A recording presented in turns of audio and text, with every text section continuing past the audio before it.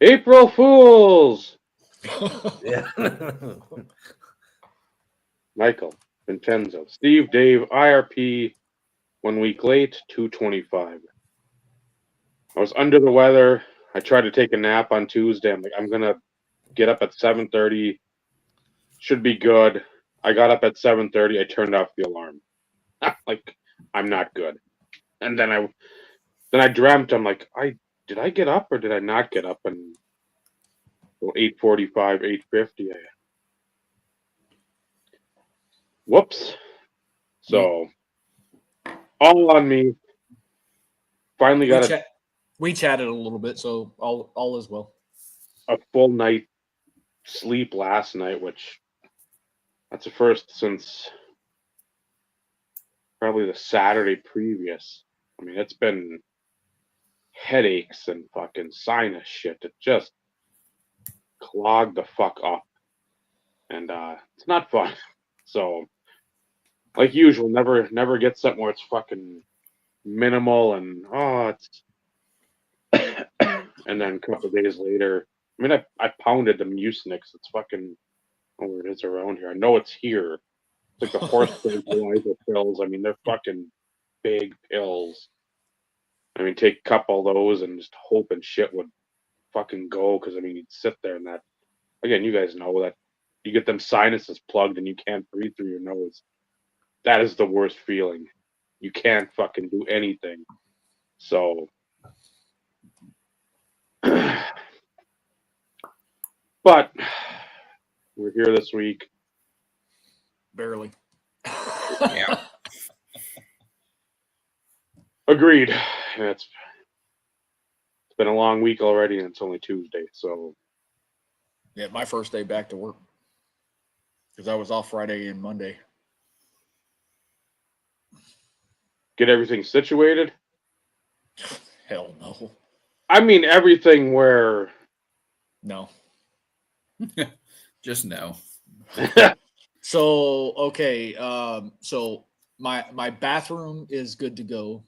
The kitchen is like 95% good to go. Like I'm able to cook. I cooked dinner last night and tonight. There's still like all the kiddos' coffee mugs and shit are still like all on the counter. The ships that my grandfather made are on the counter. I've got my printer on the counter. So like there's still shit like on the bar and stuff because there's other stuff taking up the place where certain things go. It's just Laura came over here today, took some of her stuff that was pulled out of the house at the last minute. Mind you, like her truck fucked up. It was in the shop. Like, although she could have communicated a little bit better because it was like, oh, it's probably going to be like 9:30 and then don't hear anything. And then it's like, oh shit. And quite a bit of sentimental stuff. So like the kiddo and I worked pretty much until 1:00 the morning. So I guess that was Monday morning, 1:00. Came home, unloaded the car, went to bed, was up at 5:15. Went back to the house, loaded the car, came back here, unloaded it, went back to the house, loaded the car again, unloaded the car, started work for a little bit. I worked for, I think, like an hour and a half to go back to the house and grab the last bit of stuff that I could to then go pick up Laura to then drive to Hearst for closing on Monday. So that was all last week. And if I'm being honest, like I probably should have waited to have the furniture delivered to a little bit later. But since I didn't have them bring it into the house and like put some of the stuff together, I needed to make sure I had help to get it in the house. So like the big move was Friday, and then I had people squared away and ready to go on Saturday morning. So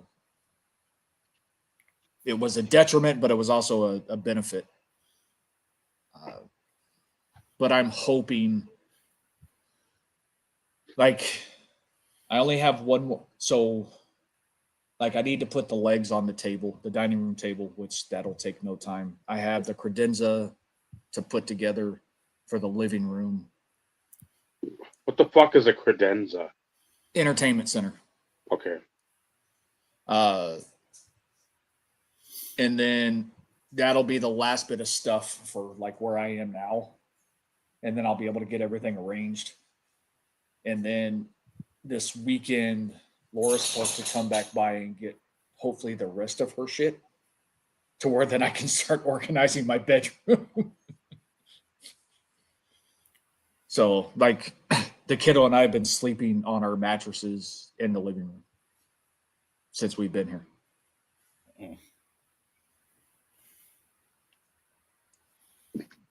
But at least we're not sleeping on the floor, the actual hard floor. we're sleeping on something comfortable.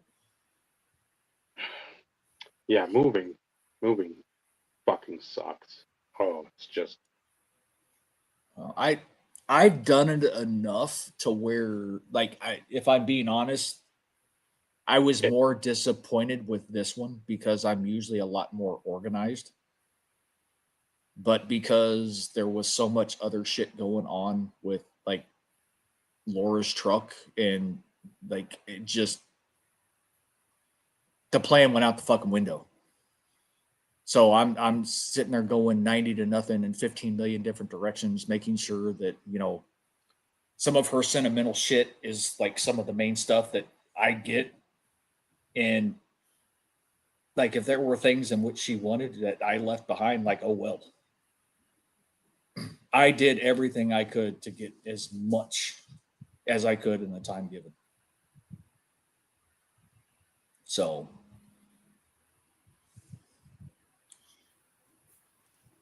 I can only do so much. well, that's the thing. There's only so many hours in the day, and there's only so much energy you have because I know that like okay, end of the month type. Like now it's time. Now it's time to go, and I've got this much time. And even if at like the 1 o'clock, you're like I could still make another load, or I can get more shit. It's like I can't. I just can't. I'm physically not fucking able to do anything. Oh, I'm dude, just the fuck out. My feet were sore. The bottoms of my feet were rubbed raw because of all the walking back and like just. It's one thing if you're like at Six Flags or Disney World or whatever, like you kind of expect some of that, right? A shit ton of walking. I probably put in more steps than you did, Dave, over those few days. Let's not get crazy here. Come on. But I had blisters on my feet. I had bruises like all on my arms. I had like scrapes, and so did the kiddo. I just, again, even the best laid plans usually can screw up. And this is one of those situations that if anything technically could have gone wrong, it did. From a move perspective, like everything else I had my list of shit that I needed to get done, you know, cancel the electricity, get the electricity at the new place like all that kind of shit. Yep. Like all that stuff was all in place. Like all the stuff that I needed for the apartment was all in place. But the move, yeah, effing terrible. Effing terrible. But, you know, it is what it is. Shit ton of stuff in storage. Probably a few more things may end up there. But for those people who always ask, it's like, yeah, we're moved. Everything's here, but we're not fully settled yet. But by this weekend, at least my plan by this weekend, the living and the dining will be where it needs to be, minus a few things that we still need to buy. bedroom will probably get started, but that's all going to be dependent on how motivated I am to like pull shit out of my closet to get stuff rearranged. Because I don't, again, like it's my bedroom. It's no longer the office. It's the bedroom. So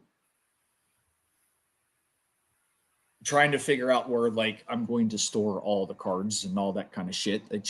I've got to, some of the shit's got to get out before I can figure out placement. Well, you could see it like beforehand, but now everything's built in, and it's like, okay, now my path or my point of vision's like clogged.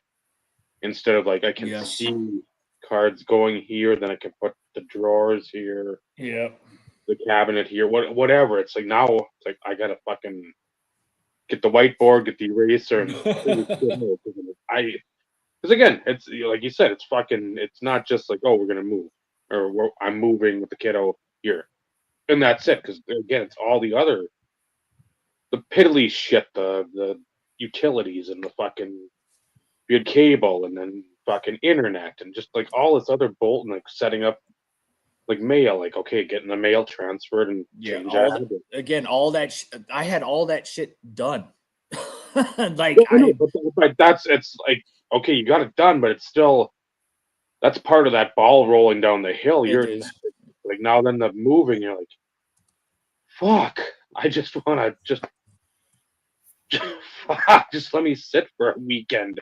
But but as we all know, it's like you want to get the shit done so your shit's fucking where it's supposed to be, and then it's not something you're sitting and looking and like, God, I want to.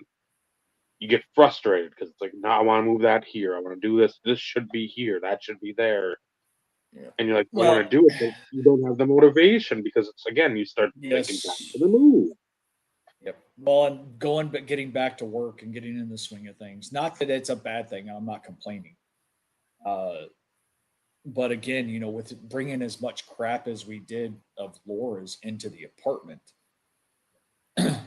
her at least getting some of the stuff today, there's still a ton of shit of her still here, including shit still in my car. Granted, at least I have enough room where if we need to go grocery shopping and stuff, I have trunk space. Yeah. But there was quite a bit of stuff in the kiddos' room, and I finally got that moved into my bedroom near the sliding glass door to where it's going to be easy to load it in Laura's truck, to where now the kiddo can start somewhat unboxing some of their stuff, and getting organized and things along those lines. Get their space all sort of set up. So, you know, that kind of put a kink in the chain too for a bit, because it's like, you know, you could start doing some stuff and, you know, the response is, and I can't get mad at them. It's like, mom shit's all over the place. Like I'd be wasting time having to like work around all this stuff. I know it's like, I get it. I get it. You got this, you want to move here, but you can't move it here because something's there, and it's just like a fucking domino effect. And like, I just want to push a domino and have something go down afterwards instead of, okay, now we're still basically at square one. Yep. So it will come together again. You know, I'm trying also not to bite off too much at one point in time. It's like I'm right now I'm focusing on like small wins. You know, because you'll burn yourself completely the fuck out and be like, I don't give a shit. Now it's all staying where it is because I don't give a fuck. Yeah, well, that wouldn't fly because like the couch is standing upright I know, in the living room. The printer's in the fucking next to the goddamn sink. I don't care. Well, that's where it is too. It's right here. The sink's right behind me, right here, and the printer's right here. And it's so, and I don't know what the hell the deal is. Like so for some reason, like the microwave keeps popping the breaker. And before we moved it, well, I guess actually the day we signed the lease, they replaced the breaker. because it had happened. Like, that's one of the first things I noticed, right? So they replaced the breaker, and it's still doing it. And I'm going, what the fuck? And then, of course, the kid was like, well, did you put in a maintenance ticket? I said, no, the fucking apartment still looks like shit. I'm not going to fucking put in a ticket and have them come in here thinking like, like there's something wrong. Let me at least get the living room and dining room at least somewhat in. So it looks like somebody lives here, not like somebody Correct. fucking ransacked the place and stole everything. Yeah, so that's the main focal point again, like between, starting tomorrow, again, doing a little bit of stuff. I did some things today. Got some things moved into the kiddos' room that's theirs. Again, almost everything's put together except for the entertainment center in here.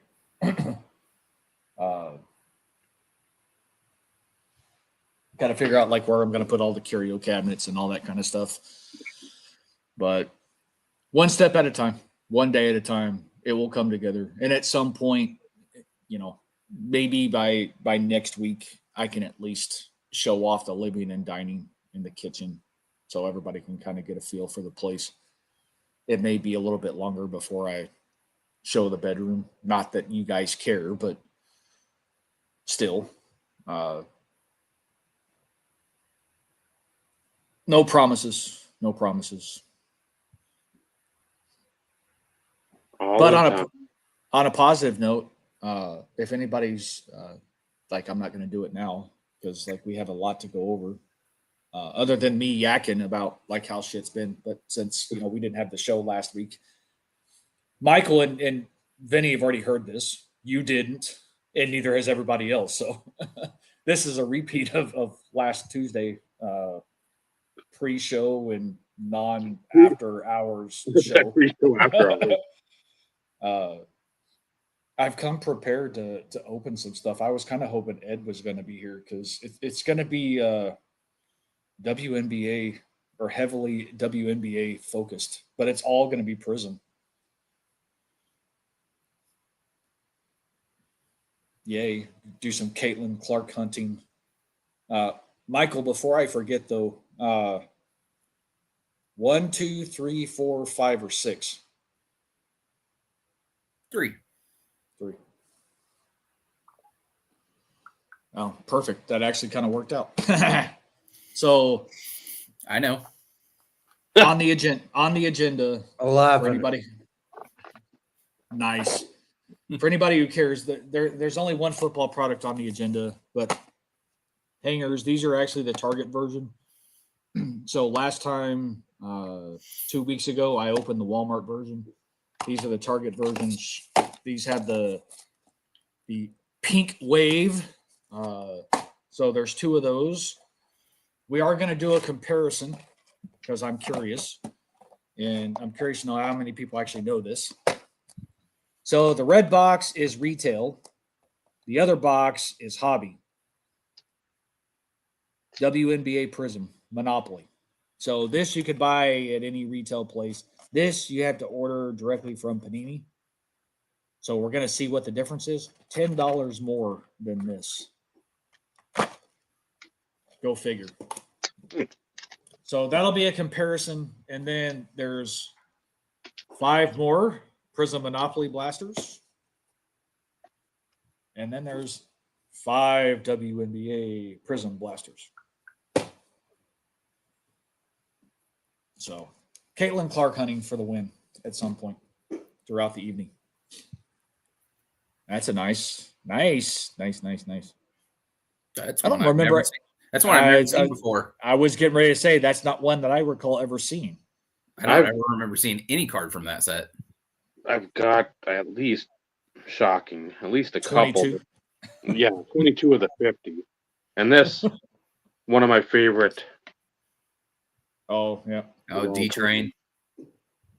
But yeah, it's been. Those are probably the 2 card pickups for the month. So. Well, I did actually buy a card from JT. If anybody happens, actually Ty mentioned it. I still have a shit ton of stuff on my watch later list, but Ty sent me a message and mentioned that JT had mentioned me in his most recent vlog at wherever he was set up. I don't remember where he was specifically. Pocatello. But he showed the pickup of a card, and he mentioned me about knowing where it would go and finding its forever home. So I did end up picking up a card. So I do have another 101 TD coming in from I think Luminaries. Yes, he did. Go back and rewatch it, Ty. It's on the case. So it's there because I went back and watched it. So that'll be the third card I've gotten from JT, two of which I've purchased. One he just sent me. And then he reached out on another one, and it just bad timing. So I was unable to work a deal. Fairly like it was fair price. Like, and I get it again. Like, he's a dealer. He's got to make money. I wasn't balking at the price point. But it just bad timing. And no, I did not use any of the money from Bob to buy that card. For anybody who cares, now that the house is sold, the future ex-missus and I are, fully out of debt. And we were able to bank some cash into savings. But like for both of us. So that is the one bonus, the one plus thing out of all of this is, all debt done, paid. And then Clean again, slate with a little bit of extra. Yep. Decent amount of extra. Yeah. For like, if you guys are curious, like I'll share with you guys in after hours, but I know you guys don't care. DMV red, baby. Come on down. Let's go. I'll send you a link to my Amazon gift list. Based on what you buy me will tell me how well you are. Yeah. Yeah, well, don't be thinking too much, but it's a nice little safety net. So, but the whole objective is to not like go spend it either. Yeah. It's to keep it there in the event that something happens. eBay watch list, here we come. Let's see how many deals I can get. 10% off. All right. Well, I've splurged a little bit, partially because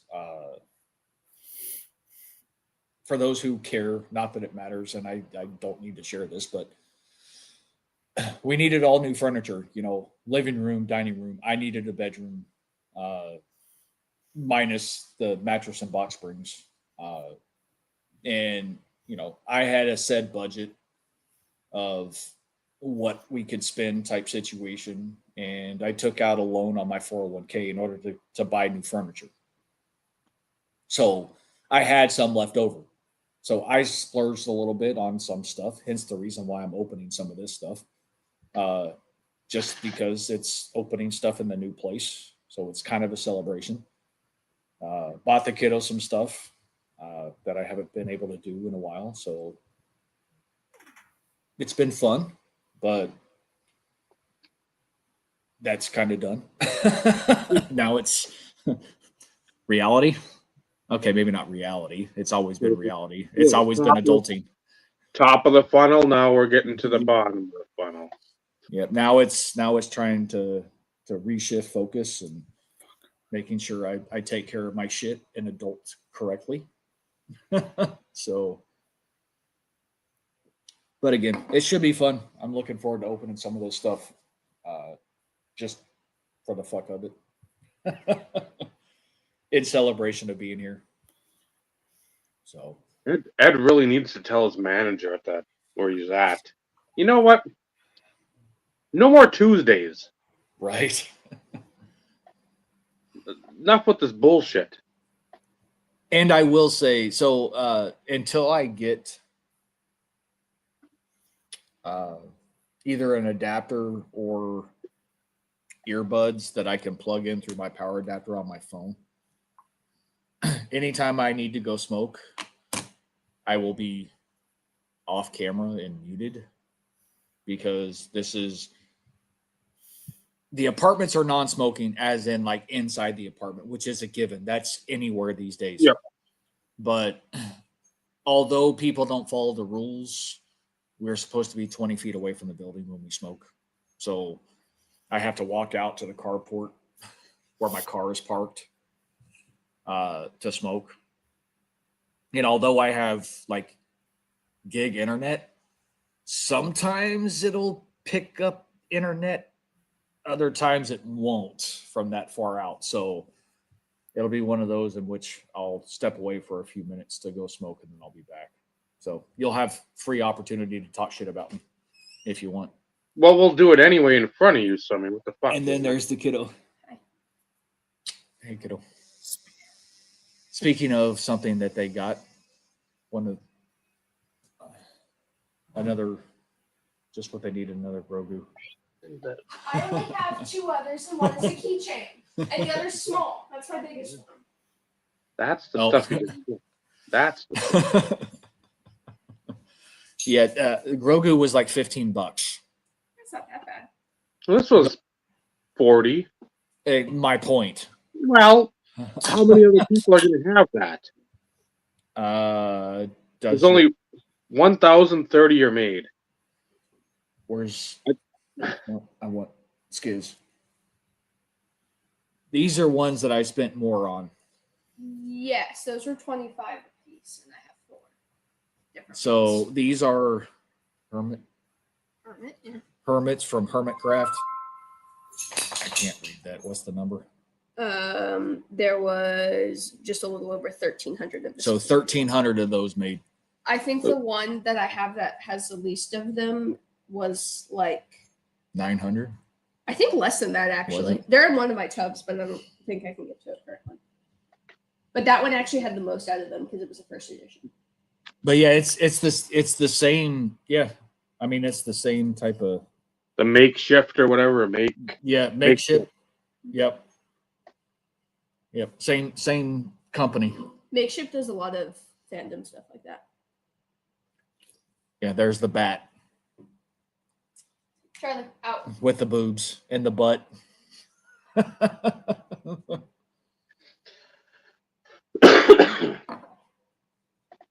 So far, it's a complete collection. Have Everything. you showed my Fugler keychain? Do what? Have you showed that? No. These things are so ugly. You ever heard of a Fugler? Fucking ugly monster. Well, I can. That's a Fugler. Yeah. I don't know where my normal one And is. so the thing about them is they got a button for a butthole. A branded button. Oh, They say Fugler on a them. branded button that says Fugler. my bad. Yes. Get it right. Right? So yeah, that's their bedroom back there. Have you showed them the big Lego set?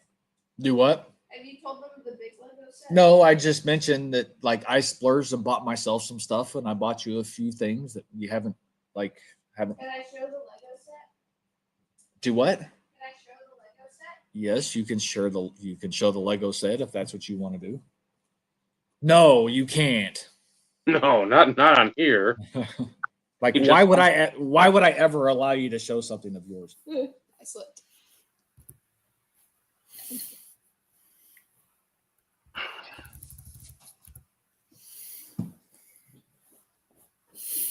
I think this one looks. Actually, do this the back.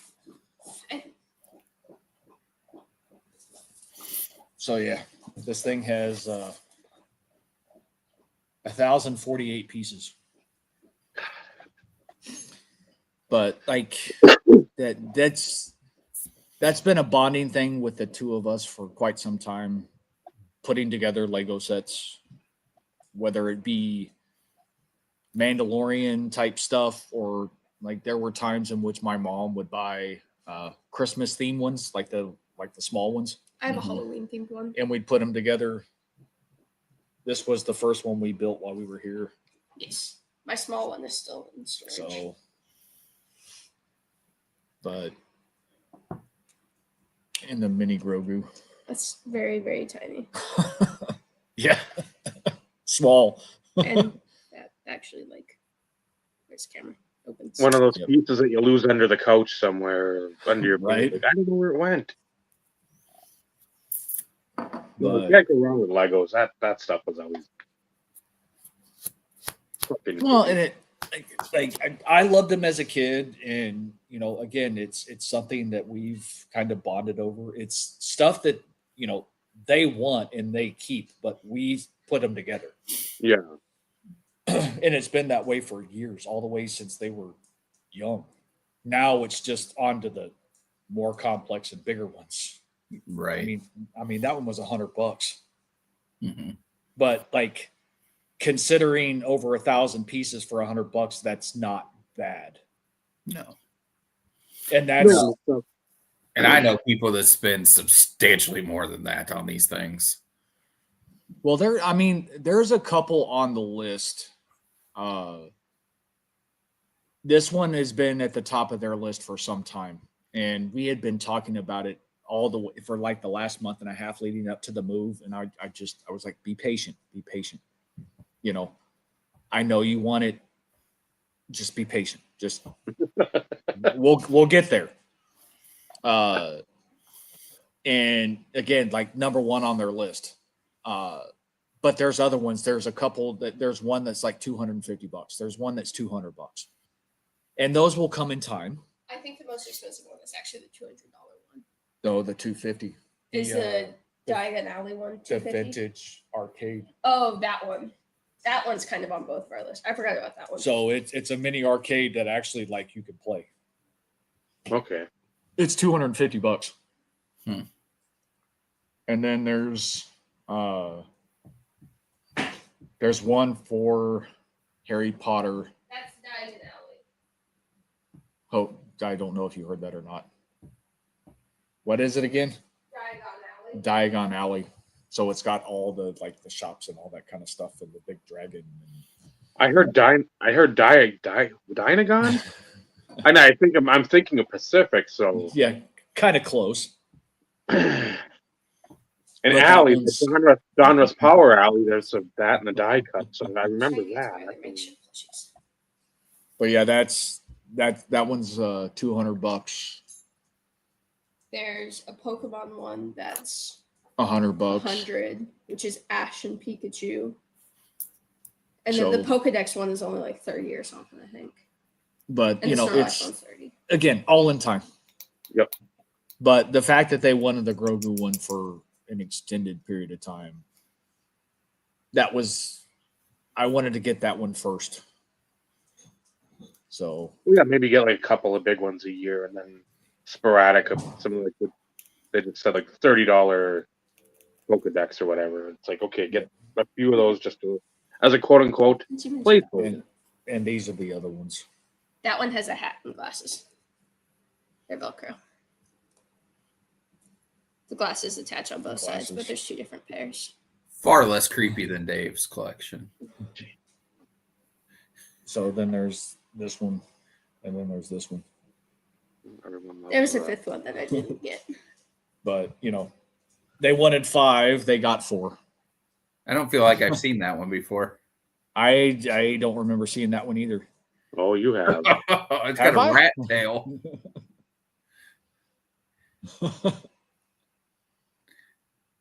Oh, I thought that was a razor. It looked like one.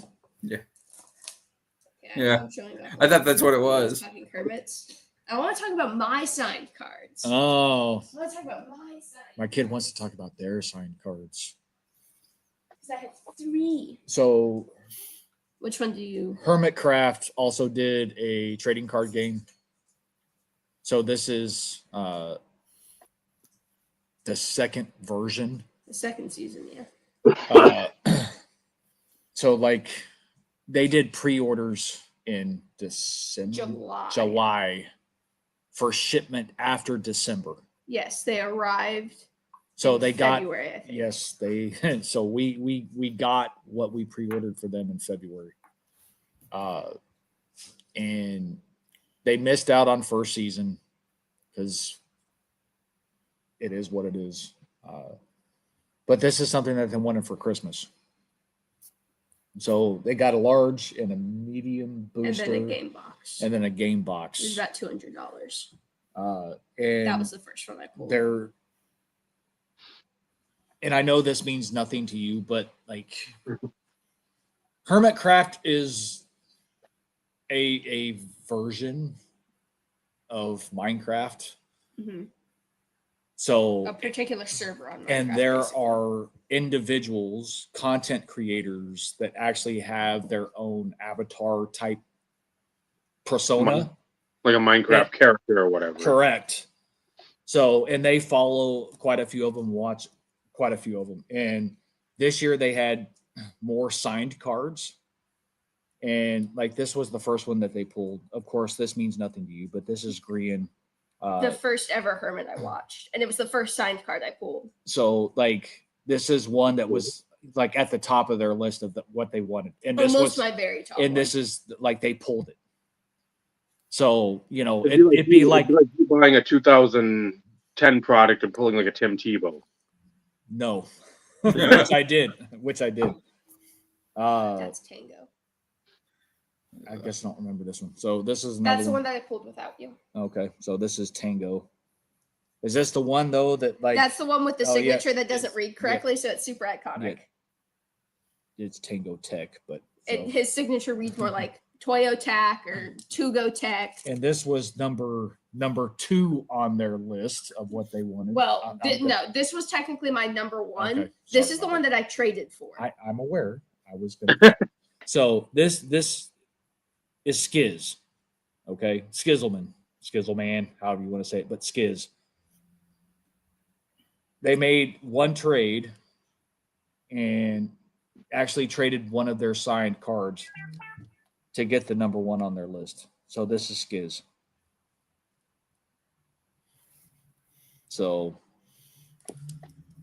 well, even if it doesn't, if people are like, well, this means nothing, it's still when you start equating like a list, and I got number 1, I got number 2. It's like, okay, that any of our collecting worlds that can be quantified. I mean, just because I don't know that what all that stuff is, it's like you got your first and second, not choices, but what you're looking for.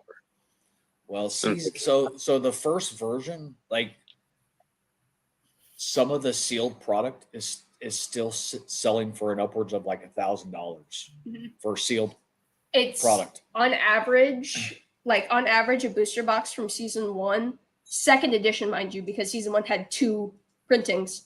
So second edition booster boxes are still selling for an average of a few $100, like 300 on average, give or take. Which is not what they started at. They started at some of the autographs for this version, $200 and $300. There's a few on eBay currently for only $70, but they're not good trade fodder, so I haven't asked. But it's like, so again, and it's a small collective, it's a small following, but yeah, it makes it very intriguing because they print to order. So like you have so long to pre-order. Yep. And then once they shut off the pre-order, that's what they print. So again, like basically a Topps now, Topps. With only a little extra to account for missing orders Topps, and such. like you got the and they will IPO do an overstock, supposedly. That's the way a lot of my statues are. Are they? They'll put up pre-orders. Make to order. Yep, they'll put it pre-orders. They'll run Make it for sure so long, and then they'll stop. Yep. So same concept. And they have buffer stock for like damage returns, that type of stuff. Yeah. But again,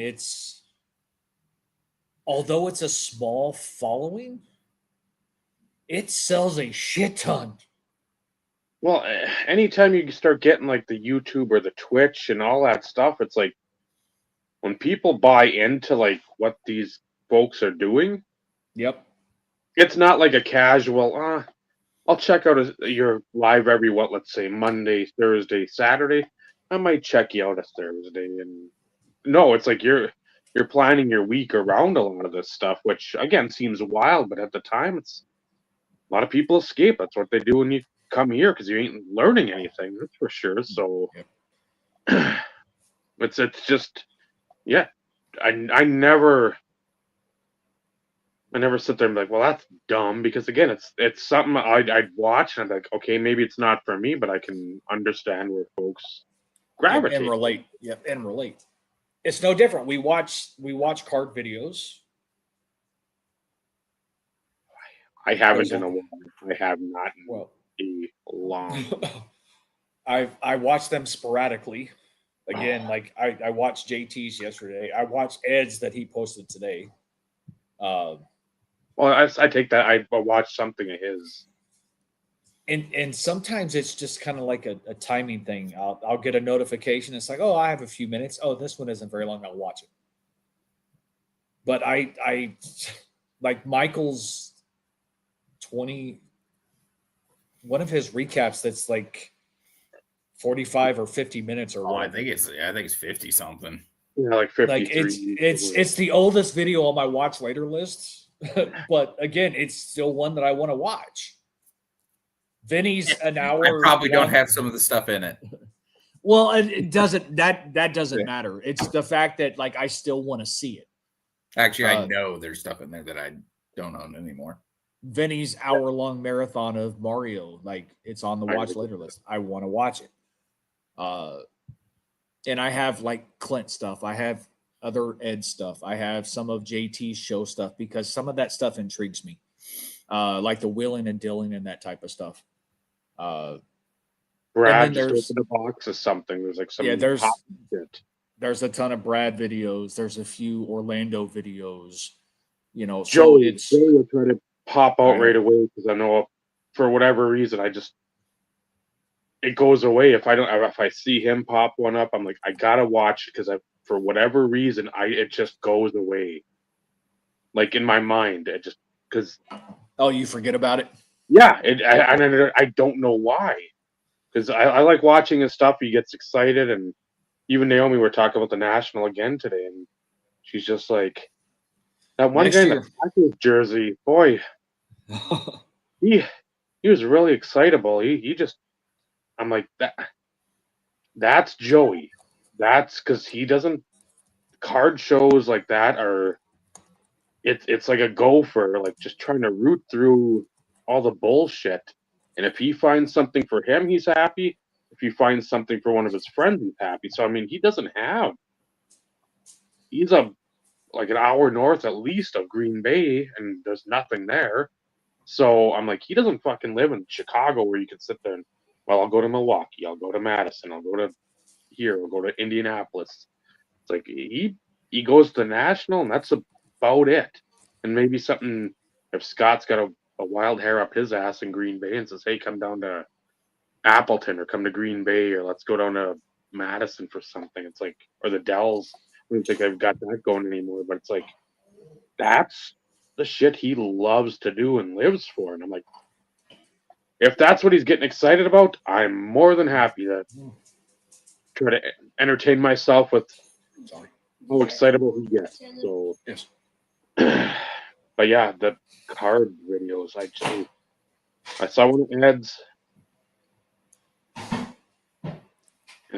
And I think there was one other, and you want to talk about not being in the cards? That right now is after that Northcutt sale, it's been like a deep rut. I'm like, fuck this.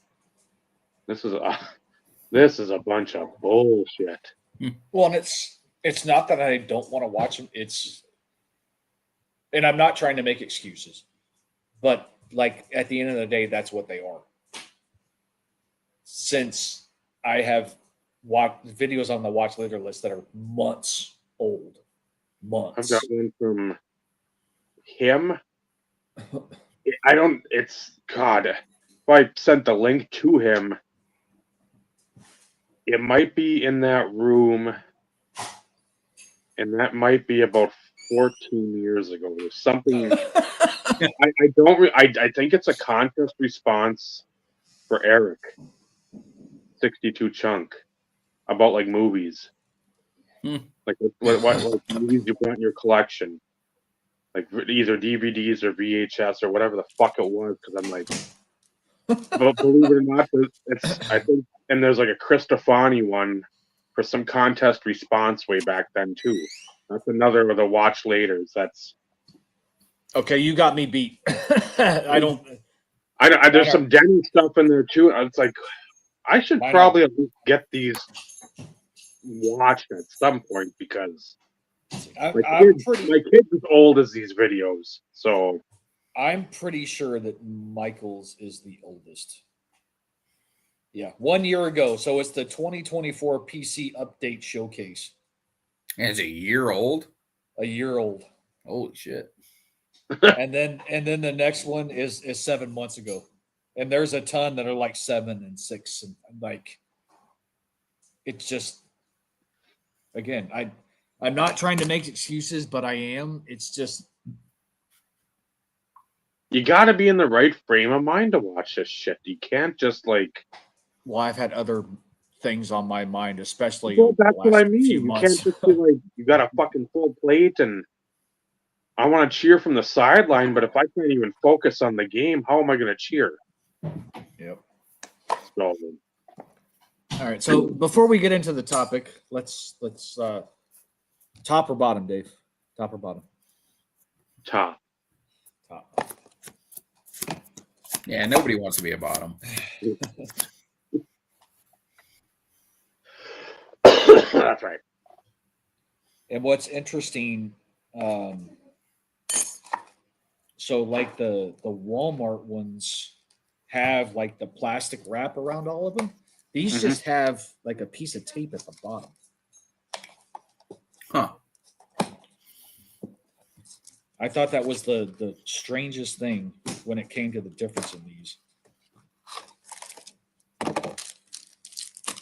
We'll put my kid to work too at some point. Sleeping and Well, that's what I'm here for. well, it's gonna come. It's gonna come in spurts, kiddo. This is not. No, Paul. The topic is not Tim Tebow. Quit asking, or I'm gonna put you in fucking timeout.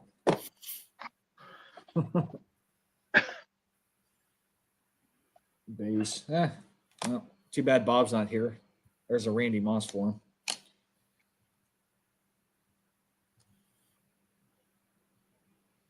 Bob's finishing off his 2024 stash of Frankenberry and Blueberry. Here's something for Michael that'll eventually go to him. Romeo Dobbs. Silver. And here's the pinks. These actually are kind of nice looking. So Kyle Pitts. That's something else that'll go to you. Rashawn Gary. So we got a Packers hot yep, Steve Young. This should be the rookie. Joe Milton. That's not bad. Right now. Who did they trade him to? His team, Dallas. And then we got a Caleb Emergent. That's not bad either. Green. Who is it?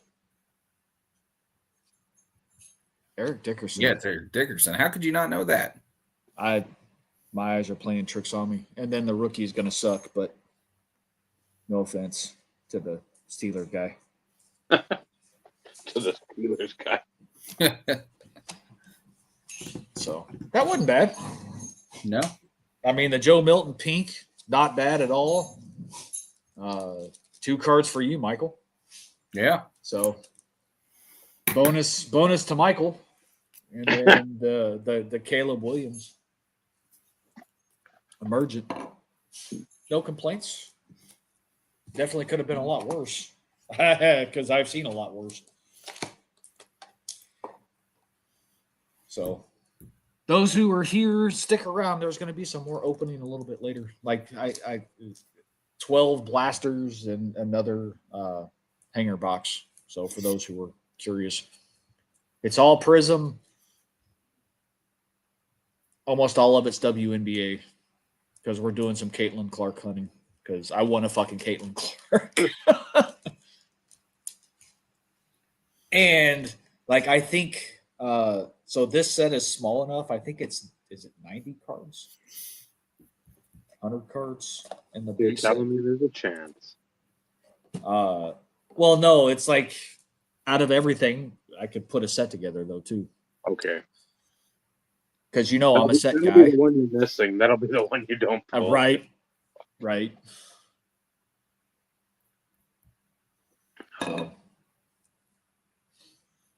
I need Vinny to come back because I don't want to leave just two of you guys here while I go run and go smoke real quick before we jump into topic. I mean, it's not like it's ever happened before, but again, you know. No, never. All right. Well, y'all talk amongst yourselves. I'll be right back. I was hoping he'd give us a topic before he left, but he didn't. So He didn't. Talk about MLB. injuries again. Injuries. It seems, or getting popped for PEDs like Jerk Chicken Profar. That 80 games for. Well, I'm assuming you saw a deal with Octavio Dotel. There's a lot of people that are going to be coming out of that. Yeah. There's some other Tony Blanco. Yep. And then Nelson Cruz's sister. Just like, and then like some other like, not the president, but like I'm guessing like a sort of like a jurisdiction type president. Yeah. Big name politician guy. Yeah, I'm just like, geez, oh Pete, because that scrolling through, and of course we get to see pretty much everything else. Like if I just go through my regular YouTube before I go to subscribe or subscriptions, it's usually stuff suggested, like stuff I've watched or something in the wheelhouse of recent viewing. Yeah. So again, it's like, okay, here's dash cam, wrestling, and then there's like the news, like the thing if you scrolled left to right. So 85% of it's the one subject which we all hold near and dear to our hearts. And then it's like Dominican like club roof collapse, and I'm like, yeah, well, what the fuck is this about? So I was just like, well, I'm sure I'll see somewhere because I'm sure some players involved, because again, they like to do all that salsa dancing and all that stuff, and go to fucking ESPN.com and Octavio Dotel. And I can't even remember. I think there was some kind of big celebration going on. Well, they said like a merengue or something. Which merengue band was playing. But and I don't know. I felt like it was some big event.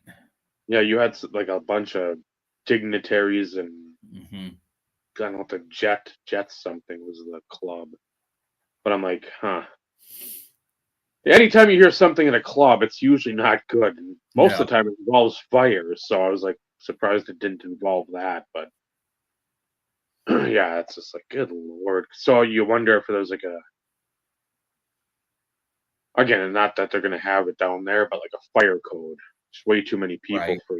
Yeah, above capacity. And I don't think they have the same type of stringent laws when it comes to building places. No. I fully believe that. I believe it's here's whatever the currency is. Here's a pile of that currency, and you cast your gaze over in that direction. Make this drawing. Yep, and then do not worry about what's going on here then. No. Si, senor, and then they're on the merry way. So yeah, I gotta believe that'll come up at some point. So yeah, no good to. Not at all. Because a Blanco guy, again, it said he was like, what, 2000 to 2008 in the minors, 2005, he played for the Nats, and then over in Japan, so I really can't Yeah, speak to- the name did not ring bells with me. No, and that was like the time when I was, really into pretty much anything sports, so I would have remembered that name. Mm-hmm. And then, but don't tell. I was like, that's always been one of my favorite plays on the word. I'm like, I don't say don't tell. Octavio, don't tell. So, and him for fantasy, him for closing for the Stros, and him and Billy Wagner, and then him pretty much picking up when Wagner went to Philly or whatever. It's just like, okay, Yeah, he was good. I know. And so seeing that, I'm like, so yeah, it's And he still looked like he could be playing. yeah, and I mean that's well, Jesse Chavez now sort of like I see re-signed with the Braves minor league, but he's sort of in that category now. I remember watching Jesse Chavez pitch for the Pirates in was it '09 when McCutcheon came up? Whenever McCutcheon's debut was, they were in Mhm. Minnesota, and I was telling my brother, I'm like, I'm so fucking pumped for this because we watched the 3-game series. McCutcheon hit his first home run. The stupid fan threw it back, and it was right where we were the night before. I was shaking him. I'm like, that motherfucker just threw his first home run ball back. This guy's gonna be so good, and he threw it back. I would have at least wanted to meet him and be like, I cannot wait to follow you for your whole career and get a picture, and then I don't even care like autograph. I just want a picture with you. So seeing Jesse Chavez warm up in the bullpen in 2008 or 9 or whatever it was when again McCutcheon made his debut versus the Twins, and being so excited like for that, and then seeing him, I'm like, well, I don't care, but he's been around 17 years. Long time. That's the life of some of these guys. Like Jesse Orozco was another one. He was around forever. You can go into your mid 40s when you were able to pitch like a third of an inning in 8 pitches. You could do that, and then now it's I think a little more stringent with the you have to face X amount of batters, but it's like God, if you can carve out a niche in that middle relief, you can add some. Look how long. John Franco seemed to play forever. Yeah, Jamie Moyer, obviously, and that's the kind of velocity that Jesse Chavez has these days. yeah. I mean, you're pitching like an 81 mile an hour fastball. Yeah, Charlie Huff. Yeah, you're relying on. Well, he relied more on the gimmick at the end of the career, but still, like a Wakefield. Yeah, Charlie Huff hung around long enough to play for the Marlins. Oh God. And he looked 90 then. Yes. And I believe he's still alive or just recently passed. Well, I think he's passed in the last few years. Because he was a part of that knuckleball documentary that was on Netflix, the R.A. Dickey one, that was a really good watch. And obviously Wakefield was on there. It was a really good documentary. And then you had the he's still alive, 77 years old. That's got to be an error. He's got to be 97. He was 77 when he was with the Marlins. Yeah. Born 1948. 1840. God, that guy. Man, he aged poorly. I bet he partied hard. You think? Wow. He lives in Hawaii. Well, that'll keep you going. Every little bit helps, right? My ties with the coconuts. All right. We're going to go one more, the other football hanger. Because then it'll be WNBA heavy. See if I pull any more of Ed's person. They put Clay back into Clay's in new products right now. Is he? Yeah, he was in Obsidian and he's in the Prism Deca. Okay. That's the 2012 design. Mhm.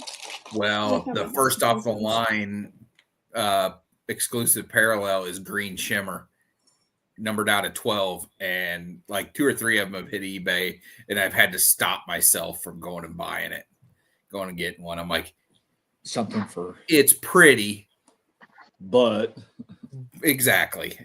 Is it Don't pretty go- at that price point? second year brace, you know. I think one of them sold for like $80 or $90. So then you're thinking like, yeah, No, There's you another one, Mike. Josh Jacobs. Josh Jacobs is a stud. Here's one for Brad, Frank Gore. and then he'll like this one too. He won't watch this. No, Brad doesn't. Brad's He smart. doesn't watch the after hours. All right, here we go. Here's the pinks. Let's cover the rookie so I don't see it since the rookie's in the back.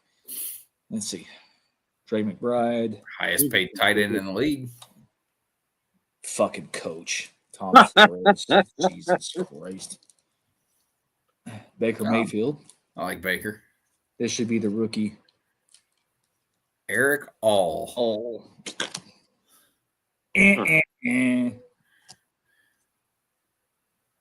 What is that? Prison Break. Jonathan Taylor. He kind of fell off. Another Prison Break green. Upside down. Keenan Allen. I like the style of that card, though. Wow. Another Joe Milton.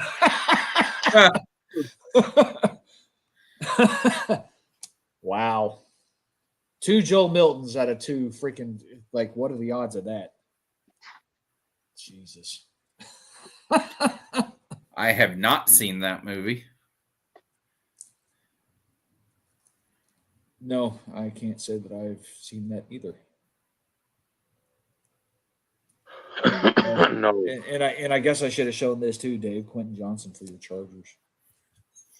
No, please don't.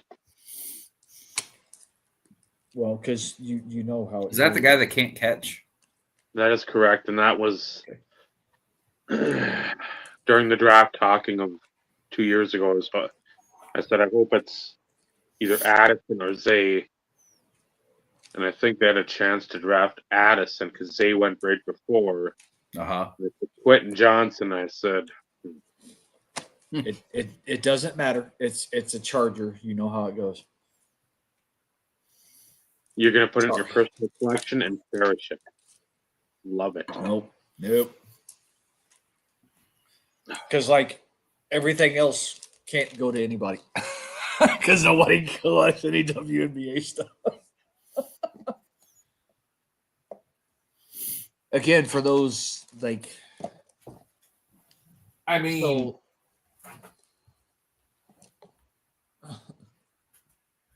Okay.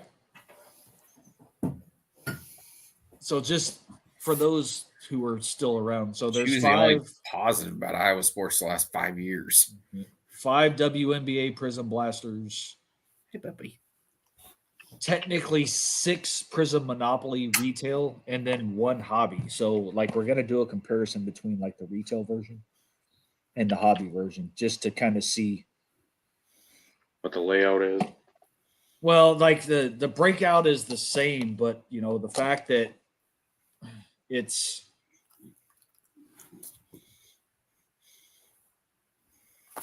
damn, my eyes are terrible.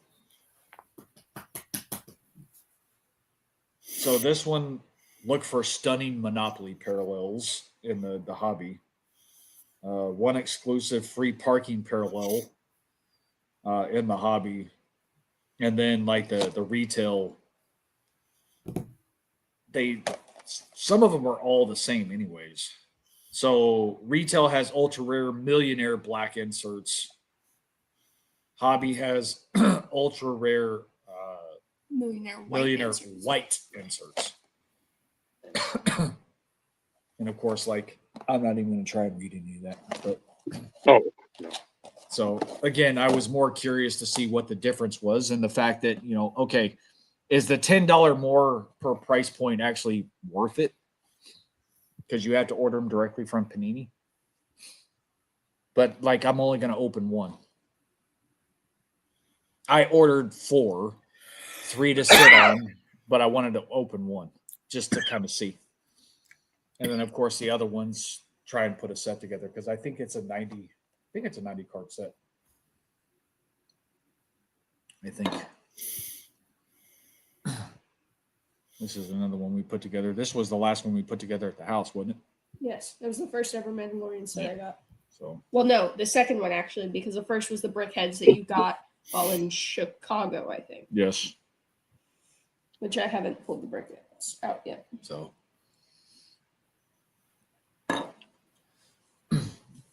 and wonder if any's actually going to make it back. I think everything else in these boxes is the same, Probably. from what I can tell from skimming the info. So we'll eventually let everybody else kind of decide what we do next.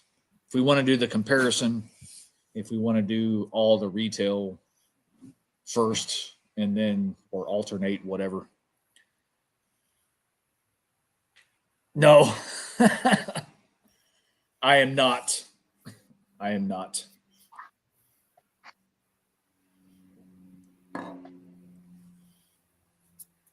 That sounds like a daunting task, John. How many cards in that set? Just out of curiosity. Let's see, is there 750? Because I don't think 792 until later. Because that seemed to be like the tops. Yeah, because like even in the 70s, it still has to be up there.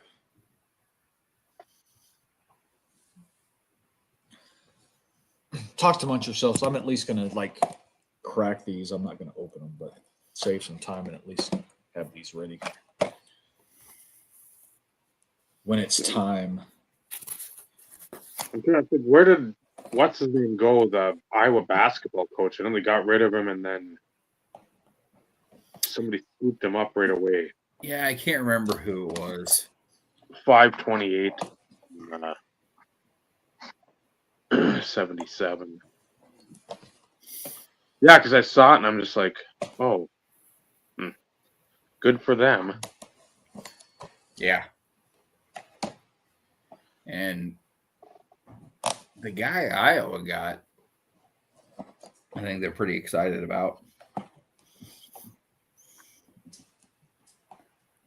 I wonder if he can coach offensive football.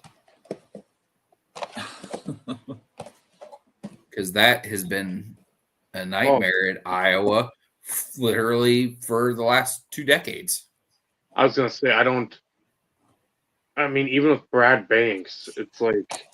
Yeah. It's amazing that they cannot get that right. Everybody else in the country has at least had like a run of something. Yeah. And they have just been stuck in literally watching Newt Rock.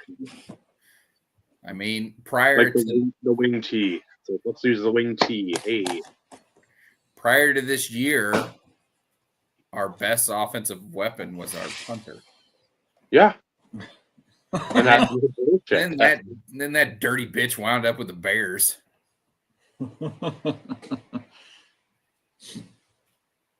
Yeah, that's the frustrating thing about being an Iowa fan and a Packers fan. You know you're not going to score on offense in college, and the Packers are going to do everything in their power to not draft offensive weapons. They don't draft difference makers. And they don't sign them in free agency either. It's like, Yep, we're going to get this. We're going to take this guy we drafted in the 5th round, and we're going to try to make him first-round talent. And it doesn't typically work that way. No, it just doesn't ever work. Yeah. Because there's a reason. There's a reason typically why they fall to the 5th round. The Packers aren't going to draft guys with bad character. They just don't do that. So it's obviously a tangible skill thing that they're missing.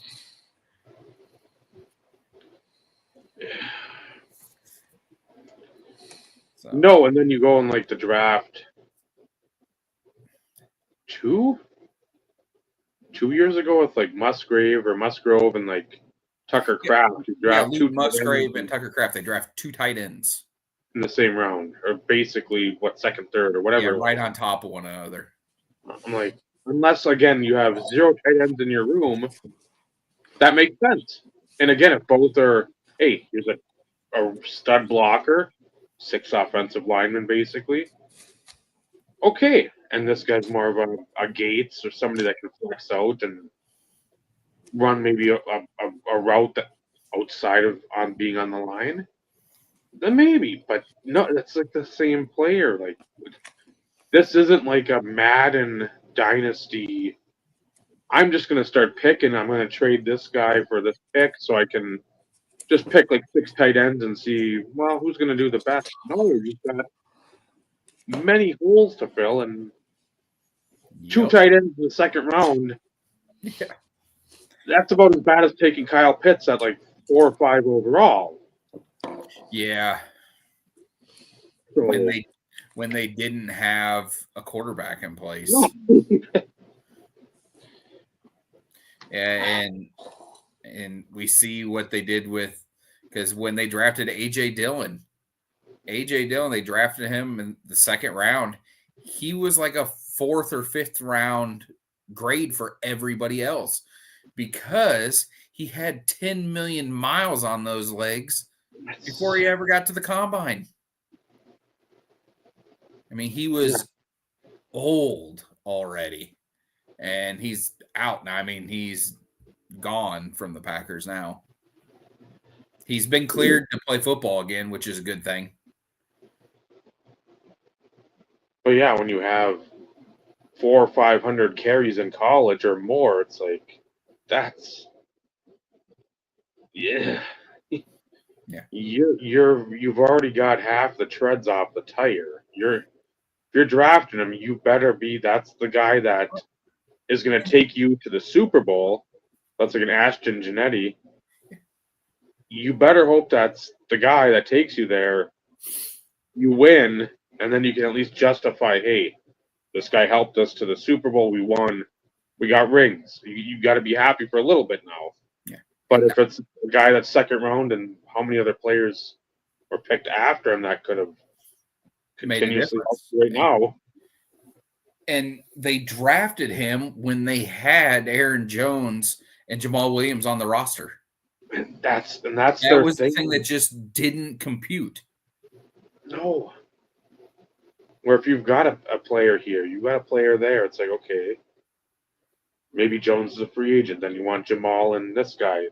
No, you've got these guys under contract. Yeah. It's not like they're going anywhere, and it's not like there's any smoke or flames around like a rumor of them going somewhere. It's I don't get the mentality, the thought process behind like. The thought process is Gutekunst wants to prove he's smarter than everybody. That hasn't worked. That you can't. Oh, like Jerry Jones. Oh, well, he's fucking dumb. Yeah. Well, that's why I said it. But I mean, he's like really dumb. Yeah. Yeah. Yeah. And not going to get any argument. Gutekunst doesn't have to worry about getting fired because there isn't an owner. Mark Murphy's getting fired, but actually it's just mandatory retirement because of his age. So this is his. I think he retires in this fall. So there's going to be a new team president. I don't know who it's going to be. Jerry Jones. Hopefully Brett Favre. I wish it would be Brett Favre. It'd be better than whoever they're probably going to trot out there. So somehow it's going to end up being Jerry Jones.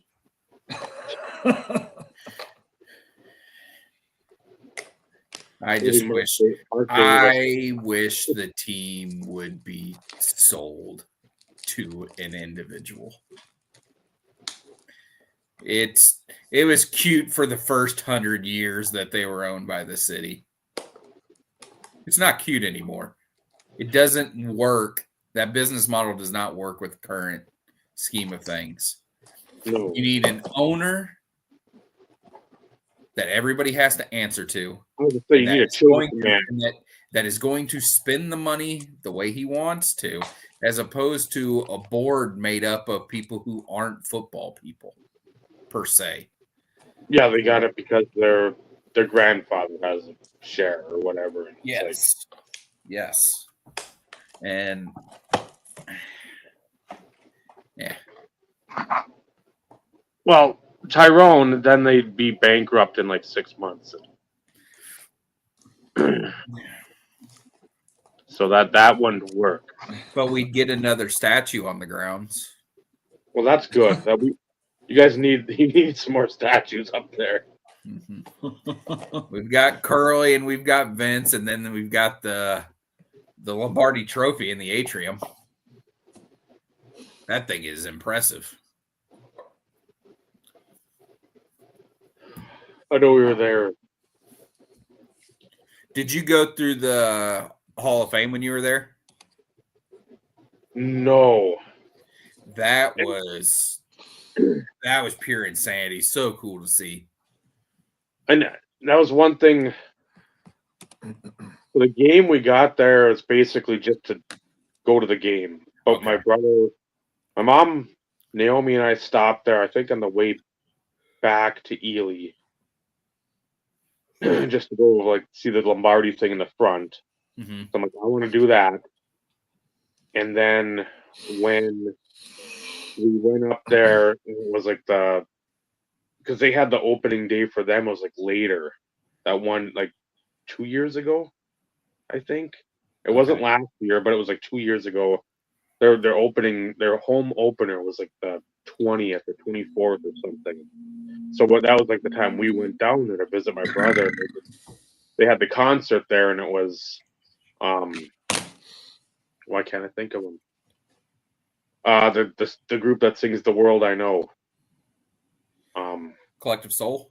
Yes, they had them, and whatever incarnation of STP was there. I know it's not anything that's really pertinent to '95, but yeah, they had them playing. I think one other group, and so that was the time to say, okay, we got there early enough. We went through the team shop in there and putzed around. Joey went to that concert. He might have. Never contacted me. Yeah, I think he did. Because I'm not a YouTube Hall of Famer, I guess. Yeah. I don't even know if Joey knows that thing exists. I don't think Joey cares if that thing exists. He 100% does not care.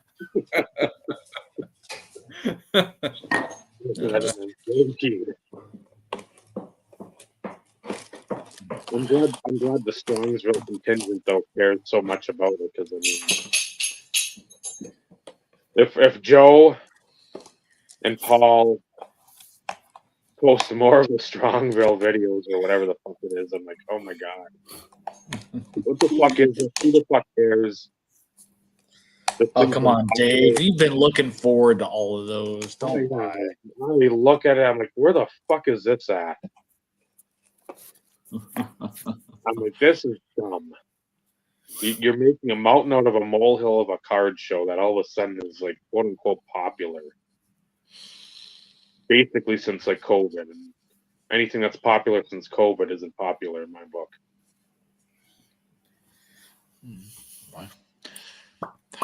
That's when the hobby started, right? Thereabouts. I mean,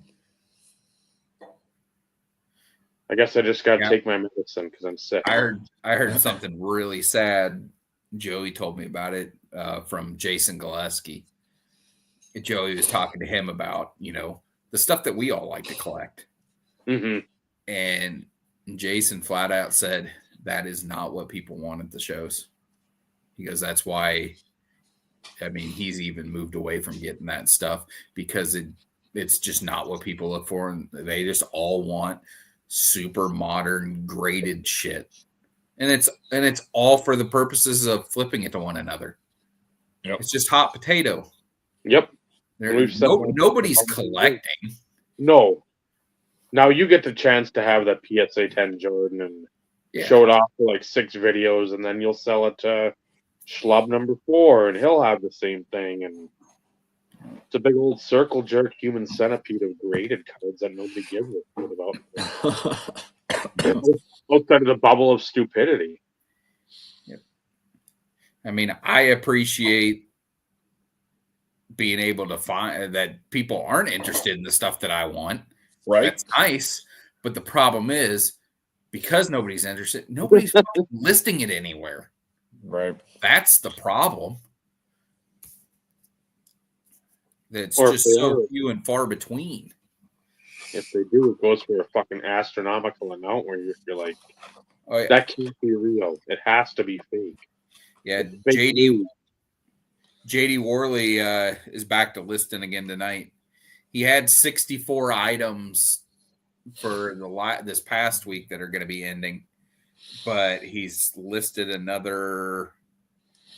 Oh wow, another 83 so far tonight. I missed one last week when I didn't wake up in time, so I was tickled pink with that too. from him, because I looked and I'm like, oh boy, there's a lot here, but there's one, and I didn't get to bid on it the second time. I just put like the opening bid or whatever it was at, like $3, so I put $3.50, and just to have like the placeholder bid. He's got some massively big cards listed that he listed tonight, like a bunch of those 05 limited hardware helmet cards. Yep. Yeah, he's got the 101s listed. They're all NFL shields. Shit. He's got Thurman Thomas, Jerry Rice, Jake Delhomme, the autograph version. He's got Edger and James. Those are all listed. And then he's listed, it appears as though he's listing the whole freaking set of 08 Donruss classic cuts. Where, shit. I mean, these are a guy named, I mean, these are people I don't even know. Like this Where's guy. Wuju? Where's Wuju when you need it? Well, Ken Strong's on there. He's a 101. I know that name, and I know he's super rare to find. Because I think I might have one from 07 NT. Yeah. And I think he's a giant, a former giant. Yep, he is. And the picture on this is my favorite cut set. This 08 Donner. It just looks so good. But guy named Jim Parker for the Colts, 2 of 2. That's a lineman, I think. Marion Motley, 2 of 2. I've heard that name. The fullback or running back for the Colts back then. Earl Greasy Neal out of 9. Well, that guy's got to be old as fucking dust. I mean, yeah, I don't know who that is. Yeah, he looks like a guy that did not play football. Wellington Greasy slip away from people. Yeah. Wellington Mara. I know that name because he's an owner of the Giants. That one's cool. Otto Graham out of 15. I hate looking at that stuff because then I want to start. So I've got 3 or 4 nice Otto Graham cards. Yeah. And like I don't want to look at more and spend more because it's just the money isn't there, and it's like you start looking at that shit and it's like fuck, I start watching it, and then it goes for something under what I think it should go for. Then there's a guy I was looking for whenever I was building that part of the PC. He's got a lot of 06 Leaf Limited monikers autographs. He's listing all the gold ones this time around. The first batch of 64, there's a bunch of 101s listing, like Lawrence Taylor and guys of that. But this is one I would have been on top of.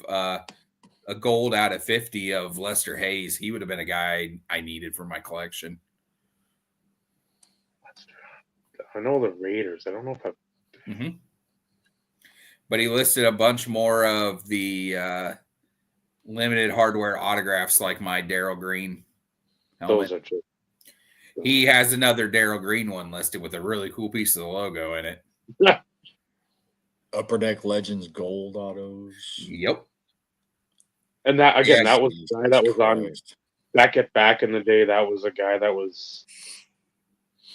Grant's going to be spending a lot of money this go around. Oh my god! He bought a handful of, because he listed a few weeks ago or about a month or so ago more of those Upper Deck Legends Golds, and I think Grant bought Johnny Unitas and a couple other big name guys. So he'll be looking at this. I know Joey's looking at the Bart Starr. It's going to sell for a lot. But Yeah, here sure. are the Moniker's platinum autographs that he has listed. Gale Sayers, Deion Sanders in a Niners uniform with the primetime inscription. Fuck. Yeah, it's incredible. He's got Billy Sims, L.C. Greenwood, Lawrence Taylor, John Stallworth, Jack Lambert, Herschel Walker, Dave Casper, Bob Greasy.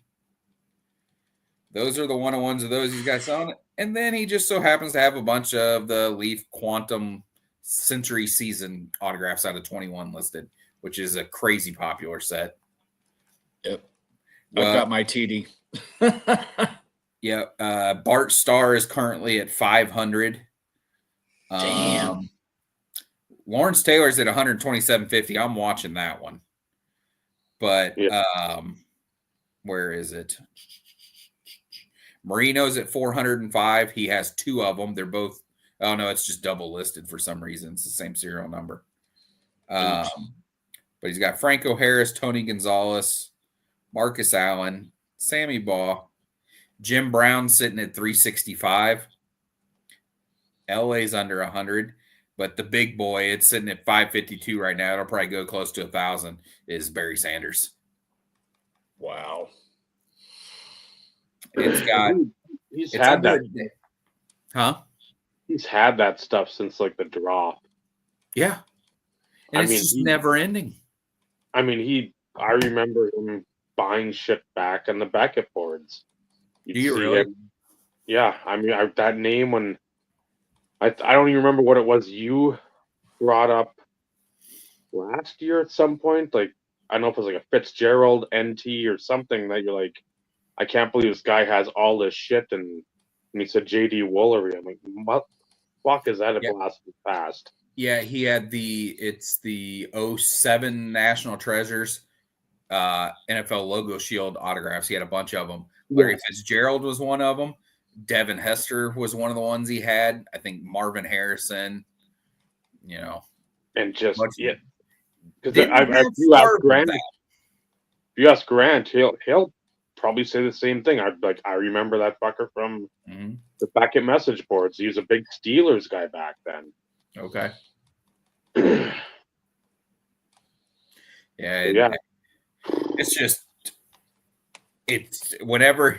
whenever something cool pops up in my searches and I click on it, it's from him, I go, that makes sense. And then I go and look and see what else he has listed because I know it's all going to be awesome.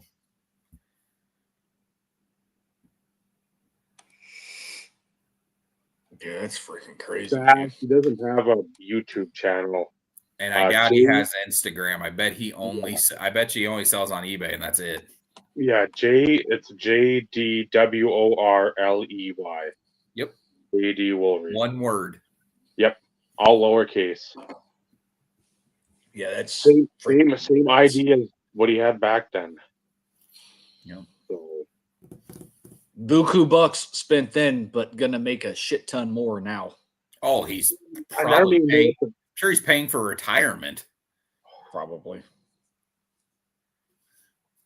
Gotta be, because I mean, the NT sales that he was doing there over the course of like 6 weeks, a few years back, it was just so awesome. Every Sunday you would see incredible stuff listed. And isn't he the one? He must have been in his 40s then. So he's got to probably be early mid 60s, I bet. Yeah. Again, it's wild to think about that too. It's fucking 20 years ago, but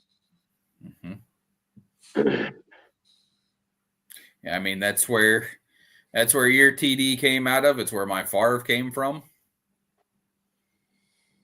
I'm wondering if he has the 07 Shield Auto of Favre. I guess it's possible. yeah. I would have thought he would have sold it with the other stuff, but then again, I see this stuff listed, and I'm like, well, maybe not, because not that long ago, he sold a bunch more of the 06 jumbo patches from National Treasures. Yeah, I missed out on the TD. I'm assuming it sold for a substantial chunk. One of them sold for stupid money. The other, I think he had 2 of the 3. One sold for like 500 and something bucks or something stupid. Mm-hmm. And then the other one was a little bit more reasonable, but out of my price range at the time. Yeah. Just under 200 bucks or something. If it serves me right. But again, like out of my price range at the time. Because that the 06 jumbo for him is number 3. So he had 2. Crazy. Yeah, because Joey ended up getting a star off of him. I can't remember if star was out of 5 or out of 10. Yeah, I know that. He paid big money on it. He paid, I think, $500 or $600 on it. That I could understand. Like I that makes sense. It's like 500 plus old player. Yeah, 500 plus for a TD number 3. Granted, like again, it's 06 National Treasures, like one of the greatest sets, one of the greatest sets of all time. Number 3, not something that pops up very often. I get it, but for that price point, no. Yeah, and it's going to be weird to think that we're not going to have National Treasures anymore. Yep, kind of crazy to think about. Yeah, I'm wondering if maybe, well, Panini might not sell it out of spite, but man, it'd be nice if they sold back, Donruss and Playoff. The names. Fanatics was able to buy those and continue. They don't have to make all the bullshit, but make some of the standard sets. Yeah, it'll be interesting. That's for sure. But I mean, even National Treasures hasn't been good in a lot of years. No. And Panini has really screwed up a lot of set collector sets by changing the designs and the numbering. Yep. Because those first years of was it 12 or 14, the year of the NFL greatest signatures and the virtuosos? I can't remember that exact years, but they did another run of the virtuosos, which was nice, and they did another run of the NFL greatest, and they were the same as the first time. Well, their newest run of National Treasures, greatest signatures, completely changed the design of the cards, and Favre's numbered out of 99. Yeah, they have them numbered out of 99 when those cards were out of 50. Don't get me to lie. 25 or 50. I want to say 50, but I mean, that first run of it, they really were the greatest signatures. Right. You had Favre was in that set. Bart Starr was in that set. Mm-hmm. Marino was in that set. A lot of big names. I mean, Luke's got them all, and he's got duplicates of most. Well, yes. The only one The only one he didn't hang around long enough to get, I believe, ended up being out of the Virtuoso set. Was Polamalu and Larry Fitzgerald. Both of them were redemptions, and he held them for like a decade. And then I think he finally just cashed them in, and then some of those cards actually wound up leaking out somewhere. Oh, they surfaced? Yeah. Interesting. Make you sick. I'd be so pissed. Yeah. Yeah, that would definitely. But I know at one time on the Virtuosos, well, Brady's in the Virtuoso set, and so is Gronkowski, and they're both in the red retro jersey. So they're super popular. Well, I know there was a time when Luke had 5 or 6 of the Gronks. And they sell for his stuff sells very, very well. Oh. Well, I'm sure, yeah, him being a crossover type celebrity that. Mm-hmm. Yep. And take the goofiness aside, he was one of the best offensive tight ends of all time, if not the number one guy. Yeah. I mean, he was unguardable. Yeah, if he would have played longer, he would have been untouchable. Yeah. Yep, him and Brady put up a lot of numbers, but that was the key. He was only playing with Brady. Yep. Mm-hmm. That was his one downfall. Mm-hmm. Well, I remember when he retired when they called him up and said he had been traded to Detroit. He goes, "I can't be traded to Detroit because I retire." And then unretired and played with Brady again.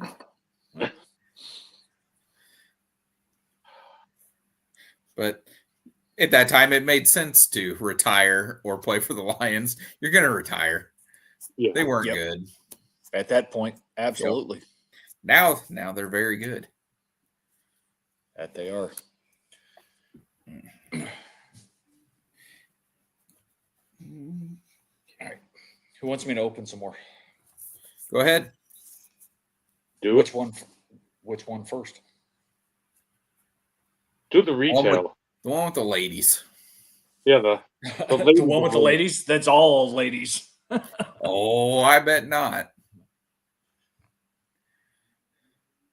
So you want to do the comparison, Dave? Yeah.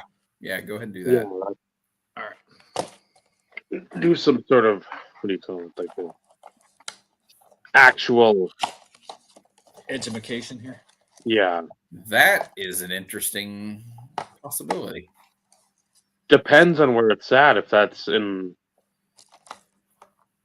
like location to where he's at. Let me see if he has his location listed. Interesting. The packs Dallas, Texas. Identical. The packs are exactly the same. This came out of the red. This came out, so retail. This came out of the hobby. Okay. They look the same. So we're going to do one of each. We're going to alternate. We're going to go retail first, and then we'll go hobby next, and then we'll just go back and forth. You're going to get confused. Yeah. No, I'm not. So start off, we got red. Is this numbered? Damn. First off the bat, we got a red. Numbered 2. It's 99.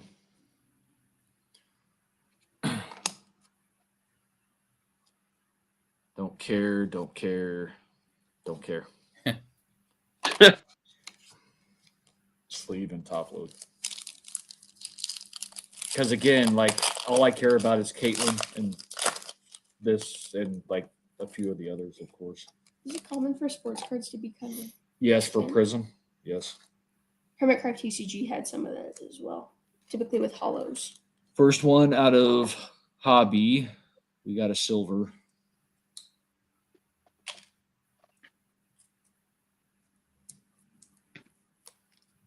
There's a camera brink. Monopoly. Solid.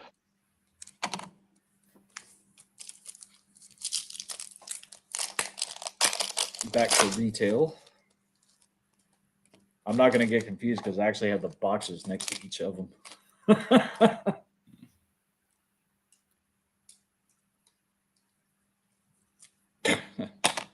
How about a second camera brink? There you go. Just sleeve or Top loaded.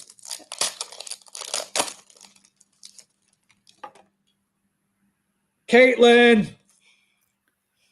There you go. It's the Monopoly version, but I'll take it. That's a definite sleeve and top load. And then it'll be the hobby pack to get the Caitlin. Well, and then there's Ed's girl, Kate Money Martin. Back to retail. So Caitlin came out of hobby. Here we go. out of retail. See? It's gonna parallel each other.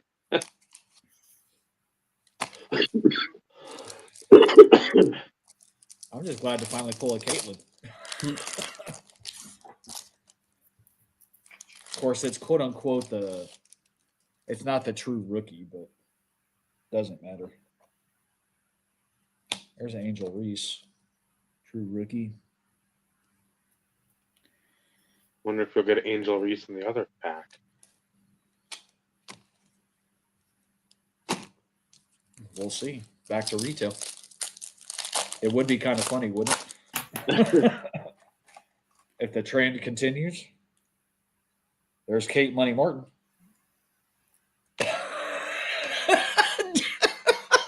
Yep.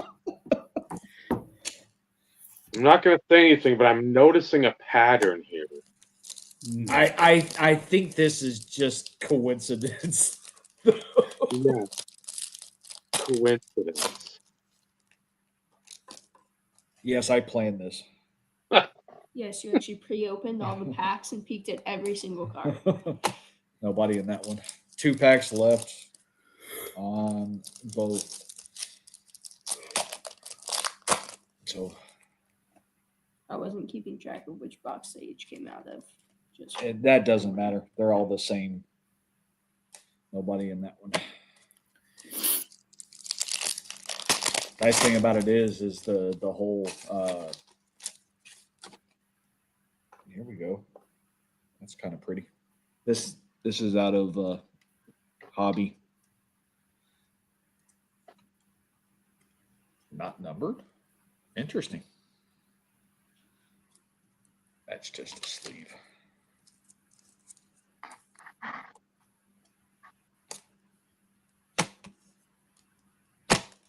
All right, last pack on standard retail.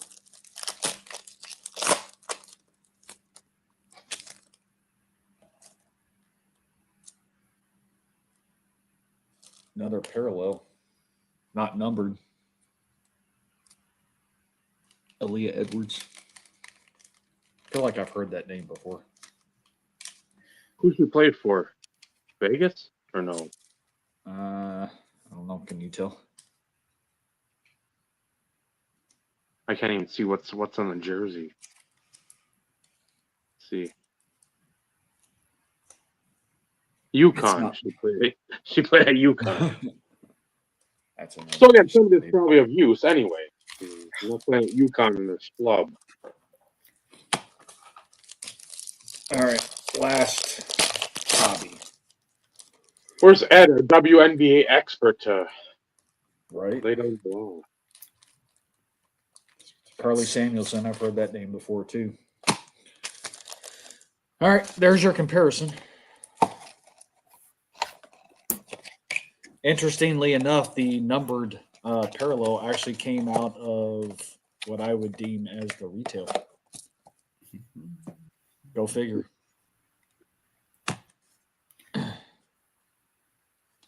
was So cool. again, at the end of the day, the hope becomes trying to at least put together a set I like of that the one. Prism Monopoly. So there's your comparison for the evening.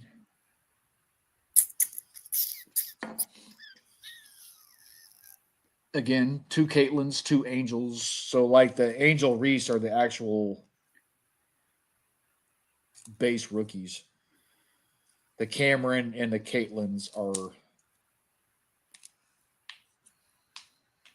I don't want to call them variations because they're not, but they're not the true rookie as far as the product is concerned. It's a rookie year, Caitlin. Yep. Yep. So, but finally got one at least out of Prism Monopoly. Let's hope we actually get one when we start opening these. Better yet, let's get a green auto at Caitlin so I can And because Dave wasn't here No. last week, Oh, yep. the Ultimate Materials, Dave, Mm-hmm. old jersey and everything, it showed up. I opened it up. It was from Carlos. No shit. Yeah. I posted it on whenever I put it up on Instagram. He goes, so that's where that went. I was like, the name on the return address seemed familiar for me, like I should know it. And yeah. And I saw him post that because I liked the post or whatever, and I said that's where it ended up because I thought that was like him bidding on it, and then you won it, so it's like, oh, okay, that's who got it basically. And I'm like, Yeah, no, it came from him. get some more of that Britt Baker, Britt Baker money. Did you see this one?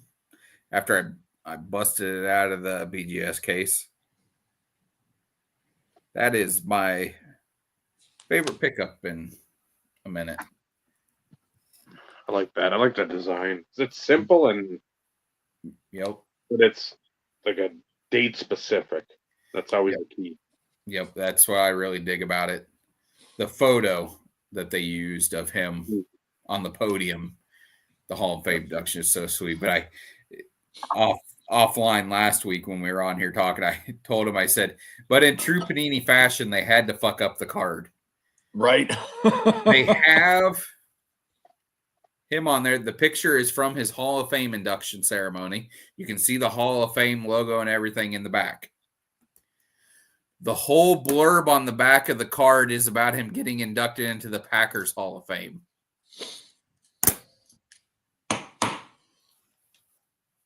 Yeah. They're just so ignorant. Can you say, fuck up? Yeah, because it's just so frustrating because they put on there, more than 67,000 fans packed Lambeau Field on July 18th, 2015, as the team welcomed Favre into the Packers Hall of Fame and retired his number 4 jersey. No, they don't do that during the summer. No, never. The Hall of Fame is during the summer. Yep. Because that's when the Hall of Fame game. Yep. But guess what? It wouldn't have been then either because it's a fucking like the first week of August. Yeah, it's all confusing. I mean, maybe that because I feel like when they do the Hall of Fame and the jersey retirement, they do that during the season. Just like, that's the Ring of Honor stuff is all during the season. Yep. I haven't looked into it that much. I just know that the photo on the front is from the actual Hall of Fame, and the back of the card is I fucking scrambled. It's just, man, they have no quality control at Panini whatsoever. They haven't in a while though either. I know. Well, this one, 2018, so 7 years ago. So, yeah, when they actually should have still been kind of on top of their game, so to speak. Yeah, but no. Yeah, but no. That's just how they operate. So top fives. Yep. Now, we discussed this in depth last week, and it was difficult to get my list down to 5, and I really didn't. I kind of have it separated into 5 scripted shows and then 5 like reality based. But yeah, who wants to go first? See, for me, I've just got 5 plus a couple lumped together, like stuff off of YouTube that I watch, because I don't watch like The Mandalorian. I don't watch any of that stuff. Like you guys have talked about some of these things. I'm like, I don't watch any of that at fucking all, ever. I mean, I don't even watch Raw, and that's wrestling, but I watch wrestling.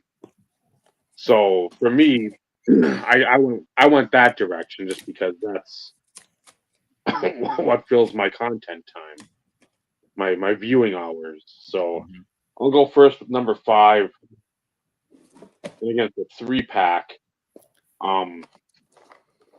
With dash cam car crashes and police body cam. That stuff, especially now, like police body cam, that's a little more that's popped up in the last like 6 months. Where I'm like, I gotta watch something else. And that seems to be right on par with all that other stuff where you have just belligerent or stupid or drugged out or destitute or just dumb people causing trouble, or Karens that are being cunts and need to get like fucking like a steel toe boot in their box. So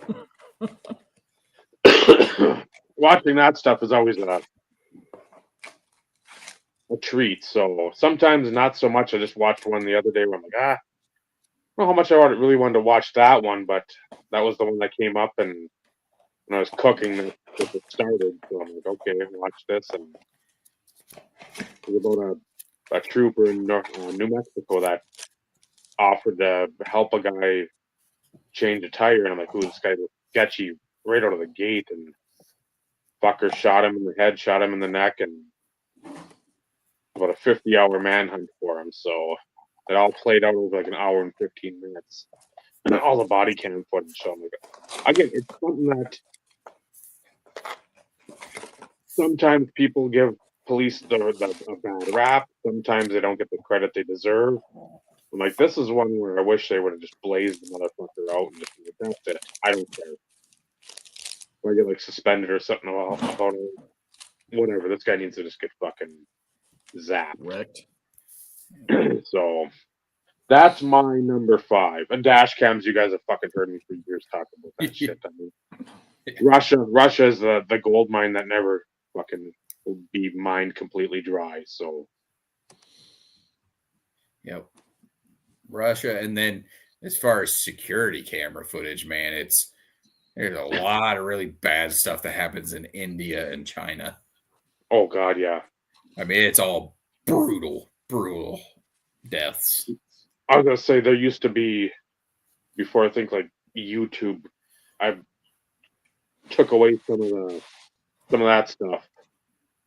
I still remember one in Haiti that was one of the most brutal things I think I've ever seen. These 2 guys got caught stealing at like a market, and like pretty much everybody at the market kicked the shit out of them. There's like some old tire there. They hit him with boards, so they're knocked out. Or one was knocked out completely. The other was like groggy, and they started the pile of shit on fire with those people in them. Yeah. And I'm like, oh. So now I got that in my mind from like 10 years ago, which I don't need to ever have, but it's sitting there fresh as a daisy. I'm like, ooh. Yeah. Yep, and you know, I mean, it may be extreme. Oh, I don't but it's disagree with effective. It's like in the Middle East. You steal. Chop off that Yep. hand. Eye for an eye. If you don't learn, well, we call you Stubby. Yep. I don't know. But you got one more chance. So My my number 5 is a combination of the 3 comedy things that I watch over and over and over again, typically to fall asleep at night. And that is Malcolm in the Middle, Archer, and South Park. Those are 3 shows that we switch back and forth in. Like, okay, this is played through 7 times. Let's switch to another one. I mean, my wife and I have seen all those shows, every episode, dozens of times. South Park. New season's coming out in July, I believe, and I can't wait. July 9th or 19th. I don't remember what the date of. I saw the trailer and I'm like, oh. Yeah, I can't wait because every 2 seconds there was a plane-on-plane collision. I was like, oh. When you got Butters as like the mark, the stove, and up in the air traffic control tower, I'm like, oh man, this is just gonna be gold. Once they got away from like the PC principle thing, that was a rough stretch. I mean, it was comical a little at first, and then it just somebody had the horse, somebody had the stick, and they were fucking just. It just kept dragging on. Because it was a very funny premise for quite a while, and then it just the Caitlyn Jenner, the running over people and the buckle up buckaroo. That always I fucking no matter what I laugh. It's gonna be amazing. I laughed the Fiend during that one, but I mean, yeah, I was just like, oh come on, let's start moving out of there. Yep. Yeah, my Alicia, she's not a fan of that season, that storyline, or the Tegrity Farms. And see, I haven't watched much of that at all. I think I saw one of the things on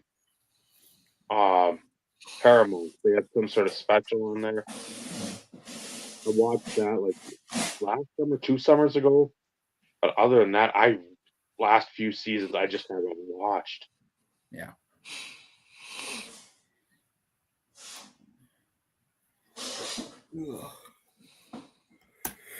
But yeah, I was happy to see we're gonna get another season of it. But y'all can keep going. Yeah, I think I believe it's actually coming out on Comedy Central. Well, it's still under the Comedy Central flag, but that's owned by Max. Because Max is the one who streams it all. Okay.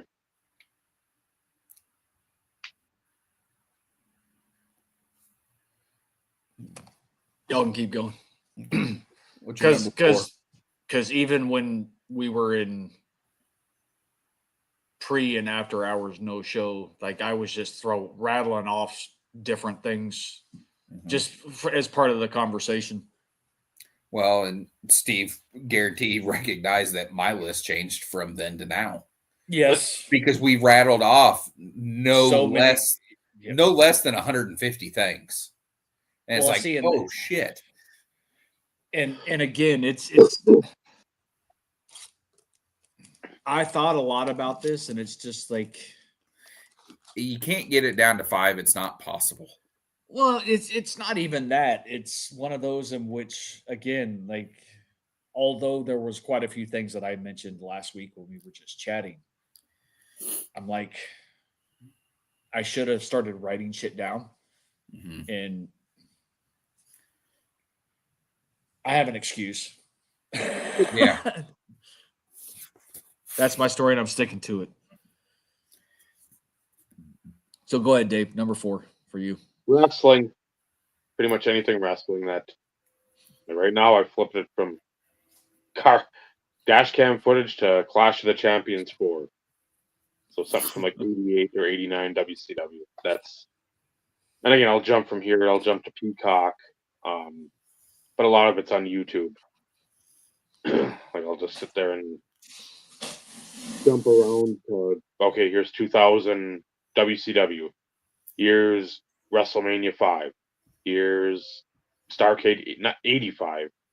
Here's something else. It's like some of the stuff I'll go on Peacock and do like the old WWF Primetime, the Monday night show before Raw, and I'll watch that chronologically. I'll throw in the Saturday night's main event, and then I'll throw in the pay-per-views just to like see how the timeline went. But yeah, it's just like whatever. Just put some wrestling on, some Japanese stuff, some hardcore stuff, some of the new stuff like the Major League Wrestling. They run some of their shows, and they have them on YouTube. So it's like wrestling, but that hasn't fucking changed in pretty much nearly 40 years either. So that won't change at any point at any time. So number 4, wrestling.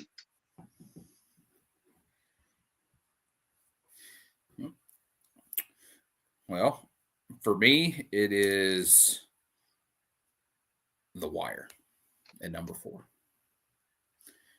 The Wire typically makes the top 10 list of any television show list ever. And for good reason. It's written so well and it's acted so well. It's very, very good. And it's got one of the best characters ever in it, and that's Omar. Played by a gentleman who passed away, unfortunately. Another person became a victim of fentanyl in their drugs. Who was that? 'Cause again, I know the show. It's Michael something Williams. And for some reason, I'm blanking on it.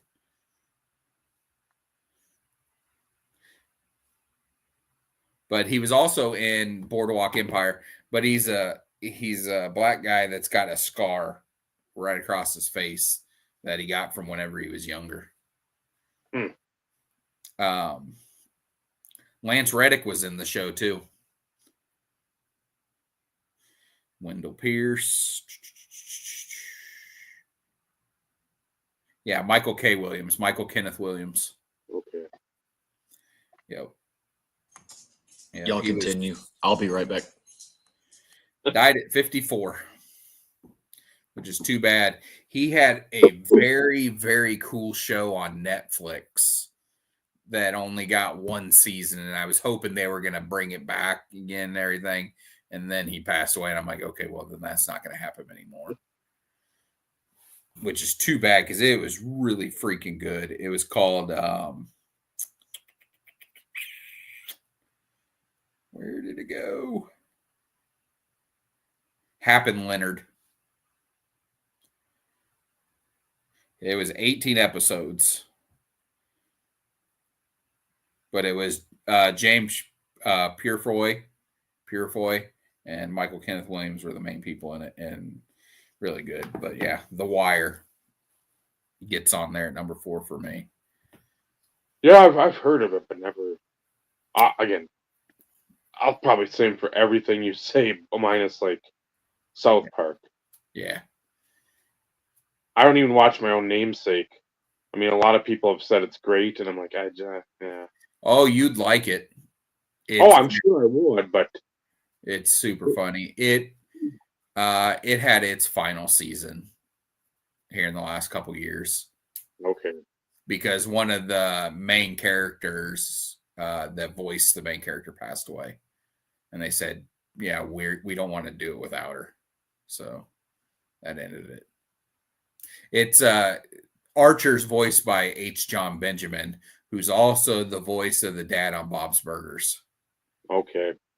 Let's say I know that the voice, that sounded familiar when they came out with the show. I don't know how many years ago that was, but like it sounds like a voice that'd be not just used this one time. Yeah, and see, in the shows that I'm going to be listing off here. These are shows that I've watched the series through multiple times. The Wire, I've probably watched through 6 times, I would say, over the years. I finally got the wife to watch it last year. The last time I rewatched it, she watched it with me. How'd she like it? Oh, she really liked it. Yep. Yeah, she always kind of says, I don't want to watch that right now. She's like, maybe some other time. And I'm like, we need to start watching this. I said, give it a few episodes. And then she gets hooked. I said, yeah, I'm not going to steer you wrong. I value my time, so I'm not going to spend it watching something that I don't love. Yeah. That's why nothing on here is new except for South Park. New-ish. Yeah. Continuing. Number 3 for me, and it's more so like in the last 6 months-ish to like a year,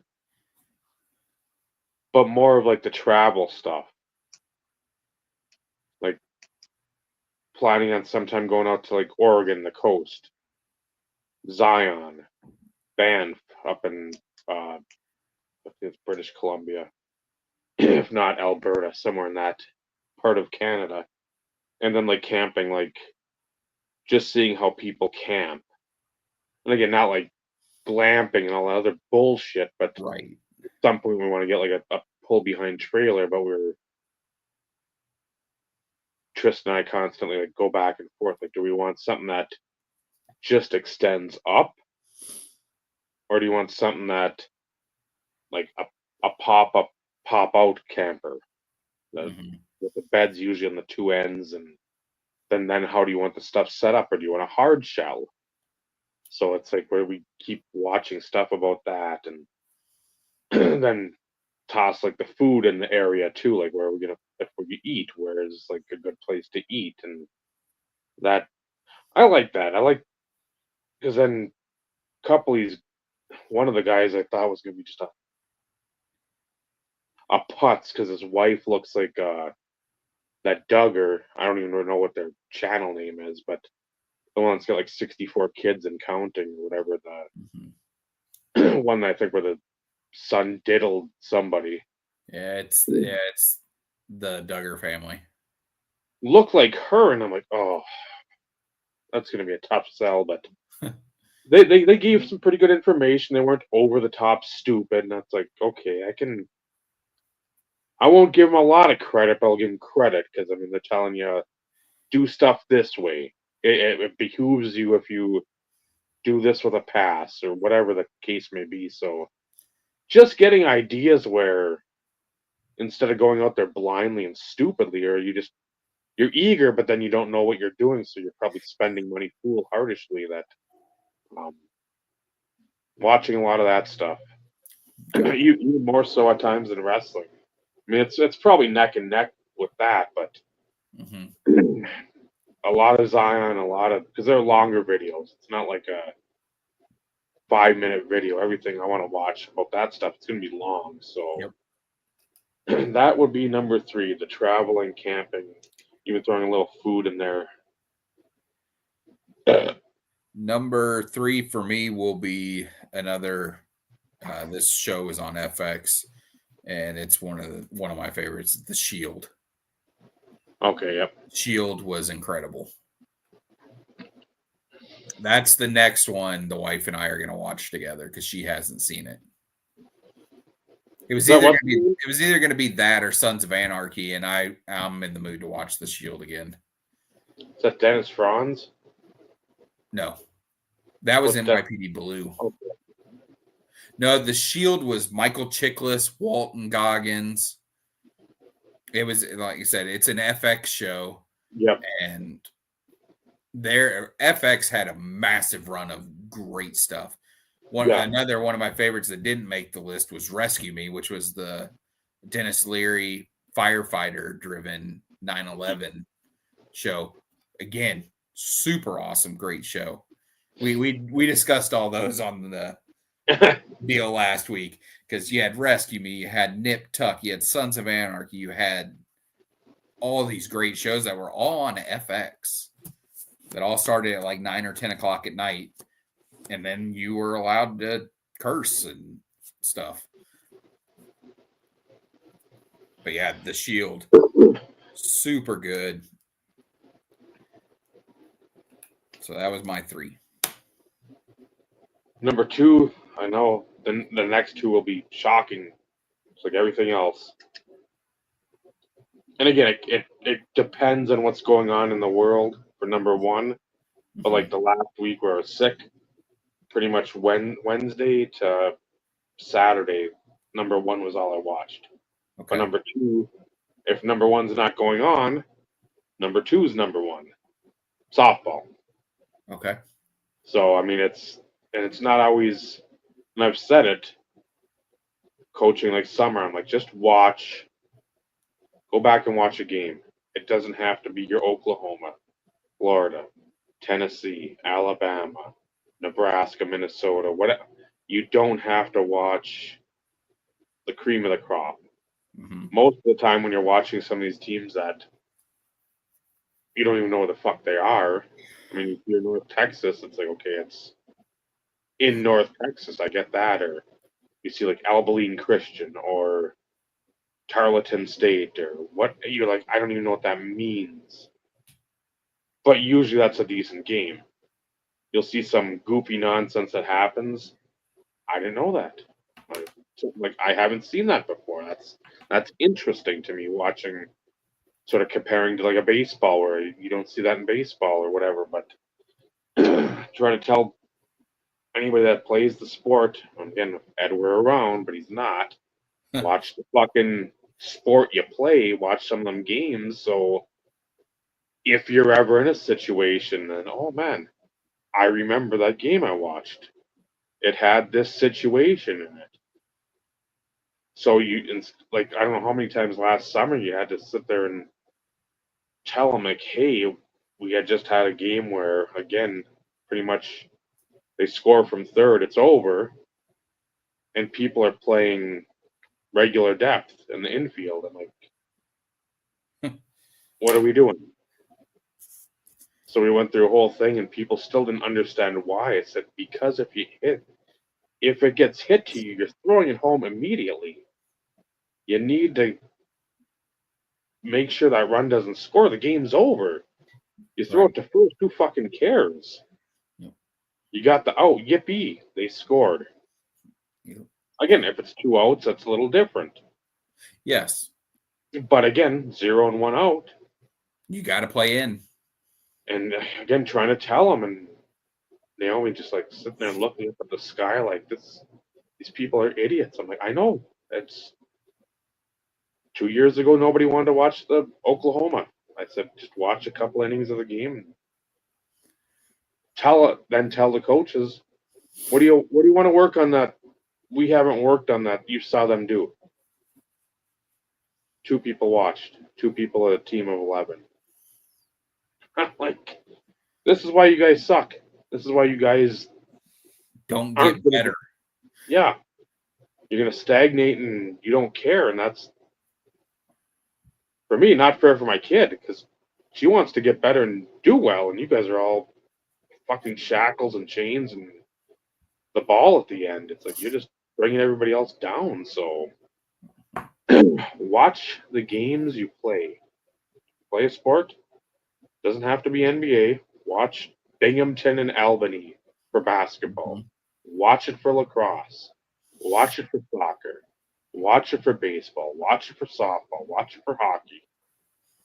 Just watch it, because again, those are players that have aspirations, maybe doing something great, and they've got to do a lot more, because it's not North Carolina Duke, Houston, Florida, Tennessee, Alabama, Arizona, UCLA, whatever it is. It's not you're on a major stage all the time.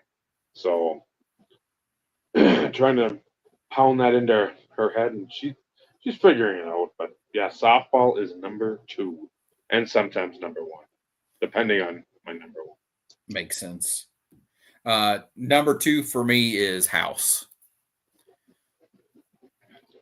I've watched House through multiple times, probably close to double digits. The wife and I have watched it twice all the way through together now. Okay. So I mean, I usually wait about, it seems like 3 or 4 years before I watch it again. Maybe not that long, maybe 2 to 3, but her and I waited probably 4 years to watch it before she was ready to watch it again. And she was actually the one who brought it up, that she's like, we should start House again. I'm like, okay, you're not gonna have to fight me on that one. I'm ready. So that was my number 2. We'll give a few honorables. Yeah, I'll Music do that. phones. I like the music, like the top 50. I like the weekly, like a Billboard top 50, because I still think of a Billboard chart. I mean, a lot of people don't anymore. Mystery Science Theater 3000 or that ilk, the riff tracks, any of that stuff. I still watch. Again, depending. Same with you. It's like on the mood. What do I want to do? I just want to sit there and watch something I've watched like literally 100 times. Literally. So I don't have to engage. No, I can just know. sit I know the outcome. I know what's going to happen. I Yep. know when it's going to be really funny. I'm going to sit there and I'm going to start going along with the dialogue because I know exactly. If I'm watching Giant Gila Monster, I fucking know. I'm starting to count how many times they raise their leg on like a sawhorse or something, because they do it about 13 times in there. The roused hour, the final sacrifice. I can go through that. Lemon Mine, no wonder why Dad was struggling or they're chasing after him.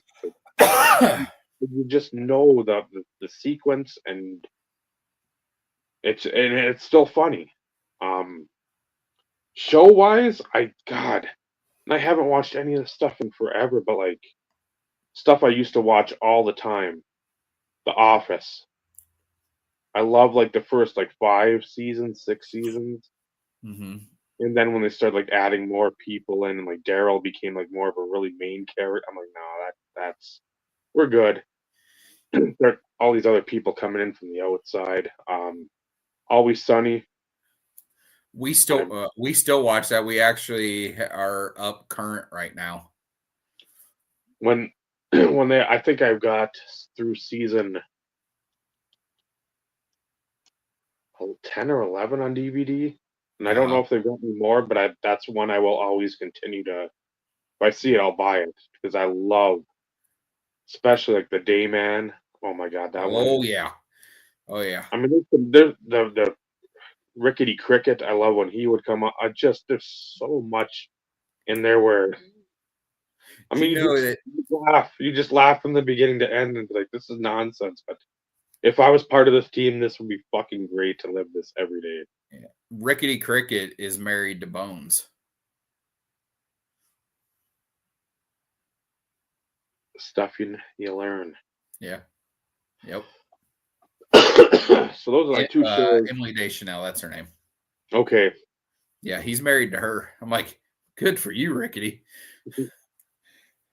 You done well. Yeah. I bet she loved him coming home from work some days. It's just and he's still on the show. Yep. It is unbelievably brutal. He is so good. And that was something you just didn't see at that time. A lot of that just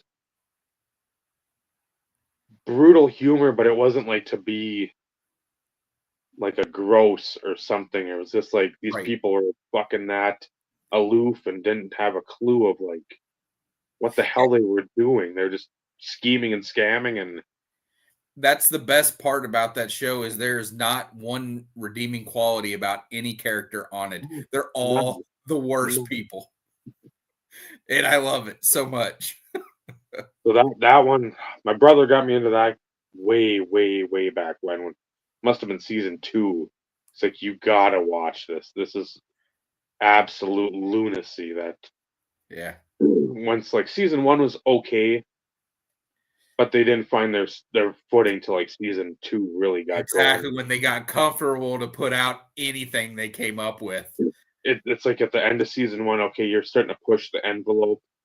Didn't seem to get any pushback. It's like, Nope. okay, how far can we do take this? So that Always Sunny's always going to be one, like a Rescue 911, Unsolved Mysteries, the same shit. That, I mean, if I really get bored, Pluto, I'll pop that on because I got the channels of those. So was that TNT? Rescue 911 was CBS. Okay. NBC had but who was playing them in syndication? Oh, because I watched both of those when they were in syndication. They were both. I thought they were on the same channel and they would play them back to back. did TNN have? Maybe. I thought Reno 911 was FX. No, that was Comedy Central, I think. No, Reno 911 was Comedy Central. We were talking about Rescue 911. Yeah, when William Shatner, he would bring up like an actual, like, hey, somebody got bit by bees. Yeah. They're allergic. You better get to it was a family cookout, and all of a sudden the chaos, and then it was dramatizations. CBS. Real. Yep, CBS Tuesdays, I think at 7. And then for some reason I thought I just always remember watching like it was reruns of both of those back to back. Blake or TNN had it. Started in April of '89 and ended in August of '96. That's a hell of a run.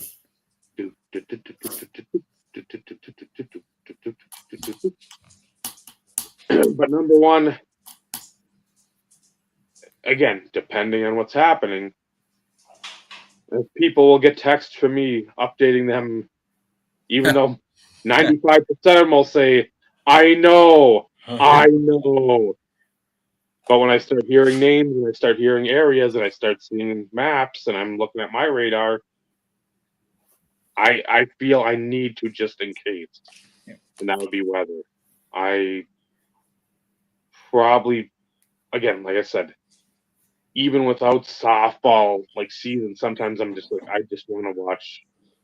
If it's a quiet week in weather, I'll watch the same shit I've watched before. Yeah. Come on, April 27th, 2011, Tuscaloosa, Alabama. James Spann, what do you got for me? You got 14 hours of coverage. I think I can watch 2 videos. That sounds like a time for me. And Jason Simpson starts at, I think, 4 a.m. Central Time, so 3 a.m. there. And then it just goes, and it's just like I know more about the fucking towns in like western and northwestern Alabama than I need to, because I don't at all. You probably haven't seen it because you don't watch these type of things. But Netflix has a documentary on that Joplin tornado. We watched it last Saturday because Trista watched it, and she's like, "Have you seen anything about it?" And I've said, "I've watched several videos about it because it looks like a fucking atomic bomb went off." Yeah, unreal. And even I've watched. Even to this day, like drone footage or Google Maps, if they have updated, you can literally still follow the path of the tornado that went through there. You can still see it from space. There's some of the stuff out of that tornadoes documentary that I won't say irritated me, but again, you're telling a story. I want the book to shut, knowing, okay, the dude at the custard stand. Well, you're in there with this other family, and there's like people in what happened to these people? Yeah, was everybody okay or what? Yeah, because I mean, he broke up like right away, like crying, and I know he's a little on the this side, but I'm like, at the same time, if you're in there with those people and they didn't make it, why? You don't have to say who they were. You're not identifying them. You can say, Right. hey, I made it, and that's why I'm crying. I feel bad because I made it, or whatever, the survivor's remorse or whatever. But Yep. I know there's one. I think it was the one where they were in the convenience station. Like, I remember. I think that video, because I've seen That that footage. a Yeah. long time ago. Because somebody had like the footage of the wall against like the shelving unit of all like the back stock of liquor and the booze. I'm like, I remember that because again, this stuff comes out. I'm not sitting there and waiting. I watch until I pretty much puke it back up because it's just interesting where you can sit there and go through stuff. Okay, I didn't pick that up the first time. Okay, I'm sitting there and looking out the window, and I remember there's another video, and I don't know if they use much of it, but there's a lot of those videos. Like, I just watched, I think 2 weeks before or a week before, it was EMS coming from south of Joplin up there because it was like an APB. Like, get everybody you can. Everybody, all available units. Now get. And they rolled into town, and it's like, we're supposed to meet at the Lowe's, and it was in the fucking thing. I said, I just watched this video. I just watched this. And they're like, I don't know where the Lowe's is. It's supposed to be here, but is that it? We're supposed to set up there or whatever, stage. So, but yeah, El Reno, Joplin, Tuscaloosa, Pillager, the one from last year in Elkhorn that went up like north of Omaha, up into Iowa. The Greenberg, Kansas one was insane too. More. I went through there the year after it happened, and when we went through, still really the only thing that was remained standing there, you had the school was still there, but there was still a Red Cross building that had been built, and it was still there. Because it was crazy because you drive through, there's literally no trees. It's just broken off, shattered limbs. And I mean, this was, like I said, a year later. It was crazy to see. It basically wiped that town off the map. Mm-hmm. Almost same thing with Moore, Oklahoma. Yeah. Yeah. EF5. 99, and then you get hit in 13, and then 2 weeks later is the El Reno one. Like Xenia, Ohio, there's some of that stuff. There's some of like the Easter tornadoes from like way gone by. A Topeka one, I think, from 66. There's an outbreak up in Michigan. There's the, what is it? Oh, don't get me on a year, but I think it's like in the 30s, where all that shit came through from like Missouri through Illinois up into Indiana and Kentucky. But I mean, it's all these documentaries where it's like, I just love that stuff. Anything, again, war would be another one. World War II, I love that. But it's the flavor of the day. But weather, always, I can always turn that on and learn something and just be like amazed with the fury of Mother Nature and her just getting like, Right. You know what? Fuck you guys. Do you want to? The true definition, FAFO, fuck around and find it. Yeah. Yep. And that'll probably always be like the forever number one, because like that's, again, when you're 12 years old in 6th grade or whatever it was, and the local, like I've said, the Weather Channel guy comes in, everybody's like, yay, weather. They ask like one question, what's the coldest it's been? And then somebody, what's the hottest it's been here? Yeah. And then he's like, well, does anybody else have any questions? And then people start looking at your way, and what's the lowest recorded barometric pressure in the region? I think it's like, I've never been asked that. And then everyone's like, yeah, he watches the Weather Channel. I'm like, I do. I Yeah. love it. Until it went away to like a national fucking thing. But when you had locals on the 8s and you had the cool like elevator music, and the cheesy graphics. Oh god, that was heaven on earth. They still So- have the locals on the 8s here. Okay, Some the ones around here do. so yeah, it's weather fun, and it always changes.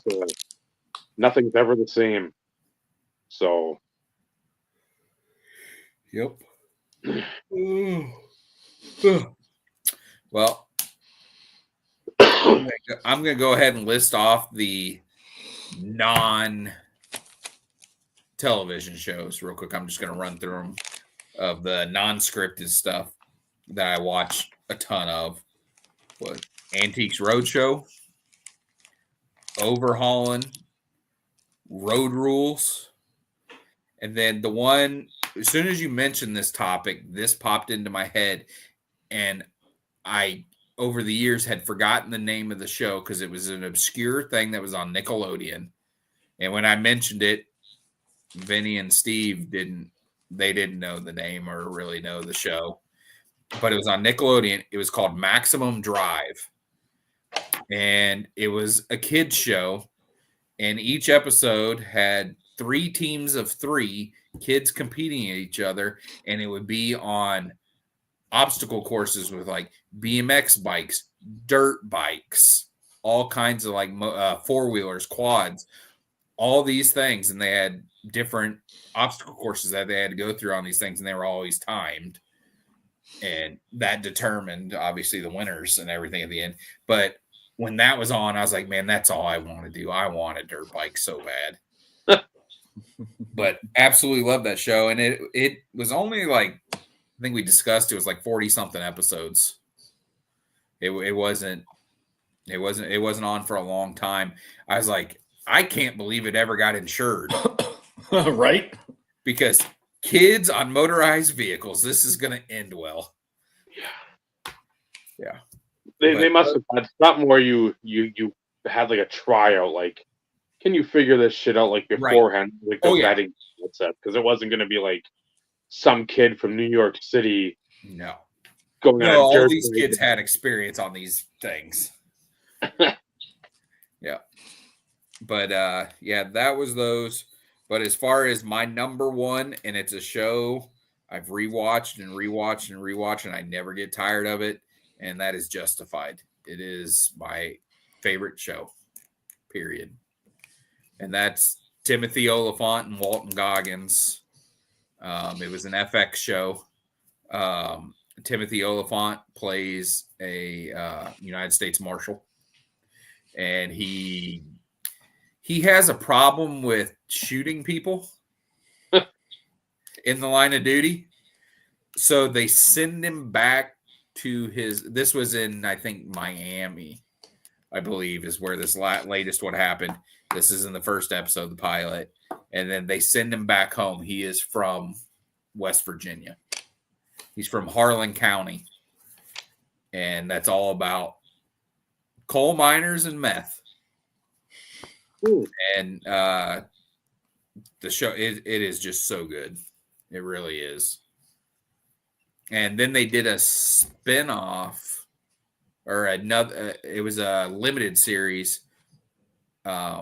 just a couple years ago, where they brought Raylan back, the Timothy Oliphant character, and they did a limited series. It was like 6 or 8 episodes, something like that. That told a story, but I don't know if they'll ever do anything with Justified. It ended so great. It ended so well that I hope they don't touch it. But at the same time, I'm like, well, if you get the same people involved, they're not going to put out a piece of shit. Because Walton Goggins, I mean, he's on everything nowadays. There you go, Ed. There you go. Yeah, because Ed showed up. But yeah, and Timothy Oliphant's pretty picky about what he does these days. But yeah, I was gonna say the other two that were like newer that Tristan and I watch. She watches fucking so many shows. She'll get hooked on something. Mm-hmm. We watched the first 2 seasons. I think she started the third, and it was just not great. Yeah. And then there's another one I said about like that sort of like neurotic former detective. It was like Bill Pullman, another Netflix I think show. that wasn't bad. That I didn't mind those, but it's not something I'm searching out. And like we've talked about, we can sit there and fucking just watch them now. 8 months from now, we're like, you know what? I want to watch that again. Yeah. Run through a year, run through, and you're not like, get through like a season. You're like, I really don't want to. You're not like, no, I've committed to the bet, and I'm gonna fucking watch. So, Yep.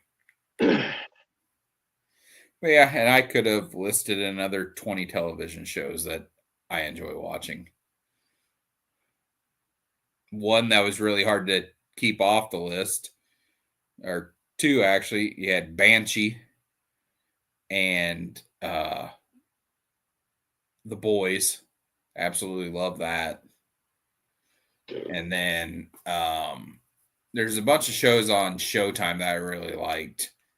Billions, super good show. I need to go back and finish it because I lost access to my free access to Showtime, so I missed like the last 2 seasons. I have not, Ed. I've not had him yet.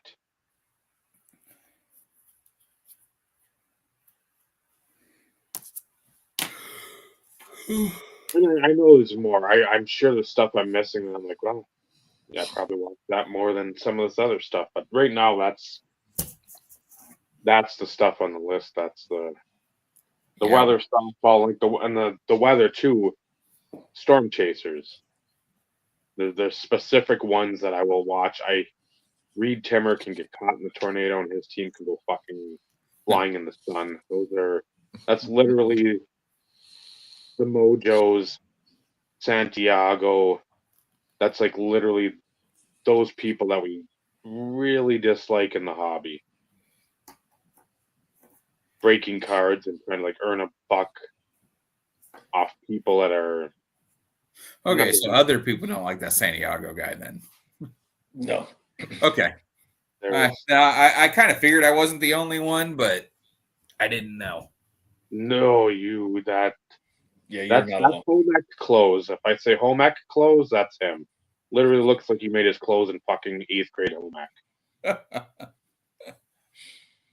So there's a lot of those, but the ones I'll like, none of them will ever watch this shit, but just in case, like when shit hits the fan near you guys, or if anybody's listening or cares, like Brandon Kopic, Corey Gherkin, Brad Arnold, Pecos Hank is one of my favorite. Trista's too, because he does a lot with photography.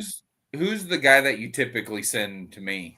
Oh, Ryan Holyall. That's the one that he seems to have the best coverage, and that's one where I can just sit. Yep. And again, I know he gets tired, and he's got like Andy Hills there. He's sort of like a little nerdier dude, but again, they know their stuff, and I can understand when they're talking their lingo. Right. Same. It's like when you start doing that, I don't want to get it dumbed down where I know what's going on. Yeah. Tell me even more in depth so I can figure it out if you guys aren't on, and I'm just looking at the radar. So, and I had him, and then Daniel Shaw, probably my favorite. That's the guy from Australia. It's Australian storm chaser. Okay. And he'll come up here, for like a month or two and chase middle of the country. And he's got some great footage, but he's in the camp of like search and rescue or search and retrieve after the storm goes through. If he's chasing, he'll abandon the chase to do like search and rescue. And he's always on like the TV or the radio with the weather service trying to like inform them, hey, I got 2 miles south of Colgate, I got a tornado or a funnel coming down. It's gonna be a tornado. It's a tornado right now. Tornado. So you can get the warnings out like, hey, instead of a tornado warning, now it's a big tornado What you warning. doing, Steve? He's opening up candy. Yeah. So it's stuff like that where, again, when you know what you're dealing with, Yum. instead of, okay, it's a tornado warning, you hear the sirens, people, like in that Joplin thing, it's just like, fuck it. Yeah. It happens all the time. Yeah, but you still gotta fucking sort of be aware. You can't just sit there and keep eating. Yeah. Like that too, the kid. I want to know what happened to the kid. Like afterwards. That came in from LA. I have to get on to Alicia all the time because she'll complain when I make us go to the basement. I'm like, you need to understand the severity of these things. Be like, more than likely, that's correct. It won't indeed be it here. is. But at the same time, James Spann, and then you've heard Ryan Hall say it, respect the polygon. If you're in the polygon, meaning the weather warned area, the little radar deal or the little thing they put out, if they say there's a tornado warning, get to your safe space, get to your safe place, get to your.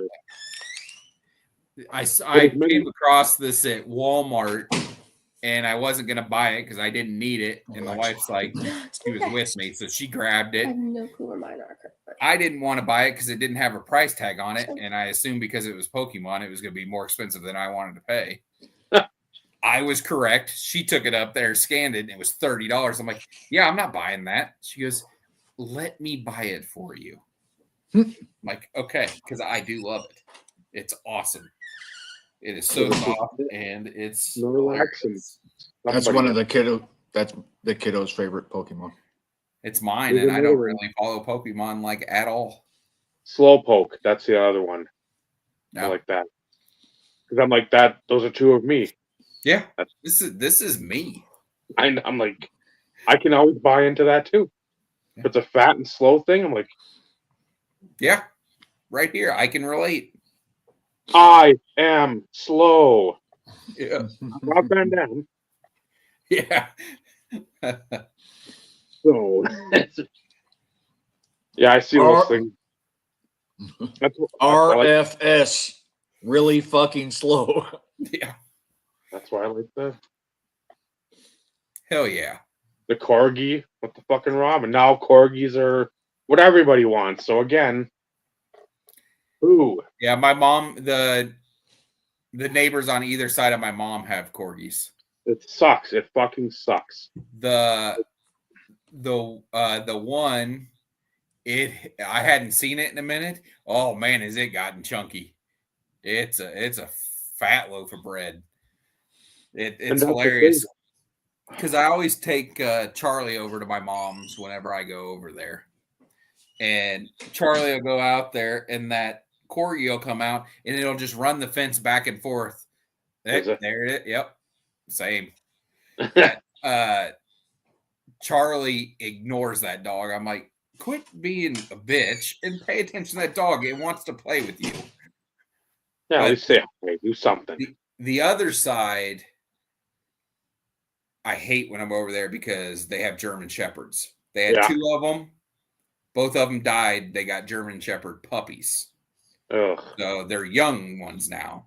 Well, they were dog sitting for a lady. I think it was a lady who just happened to go like out of town quite often for her job. Had a corgi, so they would put the corgi over there with those German Shepherds. Well, at some point, the corgi got tired of the original owner and refused to leave, essentially. So they just inherited the corgi. Now, Alicia and I could have had one last summer. This one got loose, and it was in our neighborhood, and it came up to our porch, and Alicia tried letting it in the house, and I said no. was like, we'll go outside and we'll hang out with the dog. Really sweet dog, great dog. Turned out to be somebody on the other side of the park from us that owned it. Yes. But they decided that they didn't want it anymore and put it up on the Sedalia dog page. And Alicia's like, wanted it. I said, babe, no. I was like, that dog requires a lot of exercise, very hyper. It's obviously a young pup. I was like, we don't have the capacity to deal with that. That's Trista. I send her all these like rescue dogs. I'm like, literally like 20. It seems like 20 a day. I'm like, we need to find a place in the country, 40 acres, put a fence, put a moat, and pretty much get every dog that I've sent you in the last like 8 months. Yeah. And I said that would be the life. Come home and then you're there, and there's all these pups that want to play. I wouldn't have energy, but I would for the pups. I'd be like, come on, like running around, and they're just like flipping and flying, and some of the older ones are just waddle. I'm just like, that's what I want. Yeah. Dog, and a never-ending supply of dogs. I'm like, with her, without Lily, it sucks. Yeah. It's just like, oh. Yeah, I want a basset hound. But it also at the same point, I don't want purebreds. They typically have the health issues. Yep. The mutts are the way to go because they're not inbred.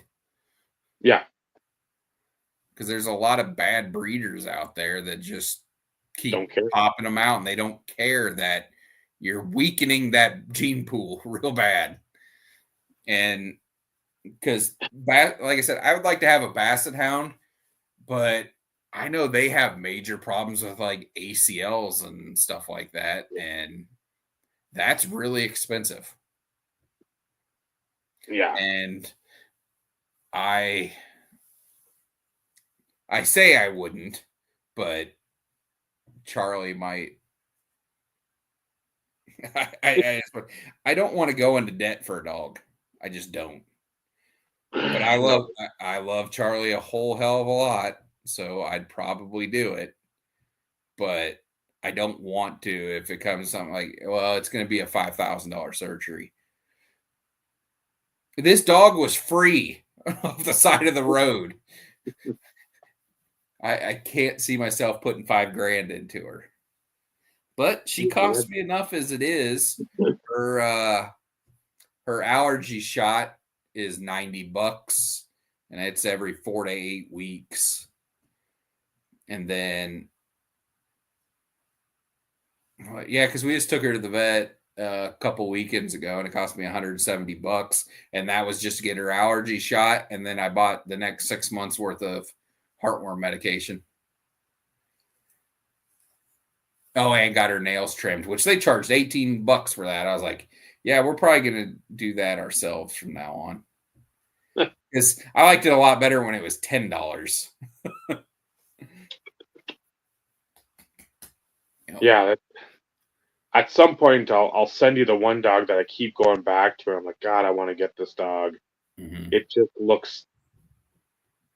Oh, it reminds me of one we watched for like family friends. They had a place again just down the block way back in like 92, 93 when we come back up from Superior, stay in Ely for a week so we could parents could tinker with the house, and then we could go see friends and do whatever. They had a dog. This one I think is a little bigger than they had, but it's a little, I don't even know, it poodle type mix. The gray, shorter, curly hair, or fur, and just the look on this dog. It's like, fuck, how nobody has like scooped it out. Yeah. Oh my God, it just looks so cute and like just like forlorn eyes. Like, will you choose me? Yeah, it's real bad whenever they post pictures. You're like, why'd you post a picture of it looking sad? And yeah, this one it's like in every picture too. So unless they had like a fucking rapid fire of just like when Yeah. that look was going on, I'm like, oh my god. But it's a perfect size. It's probably like a 12 to 18 pound, 20-pound dog. Like, oh, and again, I want him a little older. I know there's not enough time, but I'd rather not go through the housebreaking process and We got just so lucky with Charlie. We had her house broke like 2 days. She picked up on it right away. yeah, well, you don't have to sit there by the piss pads or No, like piss their nose pads up. are a no-go for me. Oh yeah, my dog's sleeping in the other room. Well, the only Normal. reason why I was doing that is because for anybody who was curious, the boys are with us. Yeah. And Charlie, sometimes she's in the bed down here on the floor next to me, but she must not be interested tonight. We are coming up on 3 hours. And it is after 11. You want me to bust through all this stuff? Yeah. Sure. All right, kiddo, I'm opening all this stuff, so when you're ready. We're going Monopoly first. Okay. And again, I'm only going to focus on, People that know. yes. That It's word. like, there's no like Sabrina Ionescu base cards that are going to get shown, or Plum Girl, or what's it, Subert, or Yeah, no. We're well, we're those are going, great players. We're looking for the gold. We're looking for the top of the mountain. We're not looking for the summit. number to Oh, 199.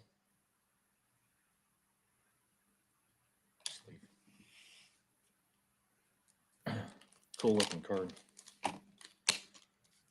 I have to admit, some of these like parallels in this Monopoly are nice looking.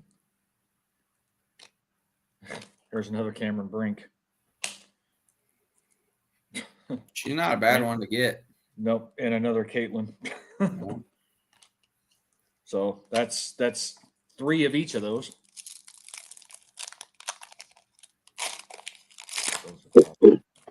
The could be a lot Cameron, of Caitlin. words.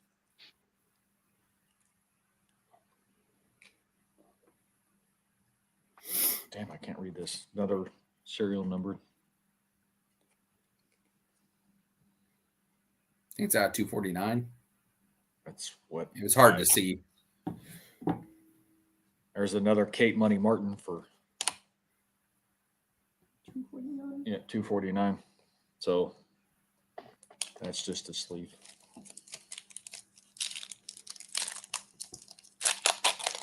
That's 3 Kate Money Martins too. So this one, really? This one's not numbered.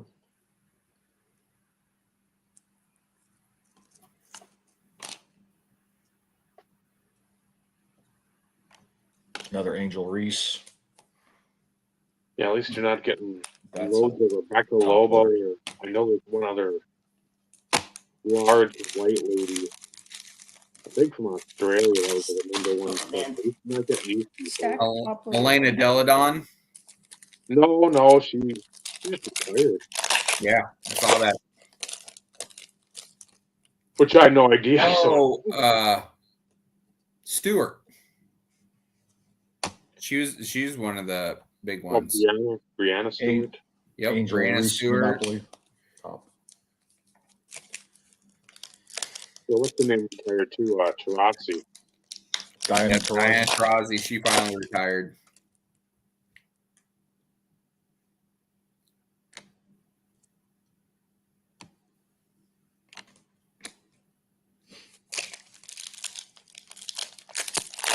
I love hearing Don Staley sort of throw shade, just like Caitlin Clark, towards like Paige Beckers Not numbered.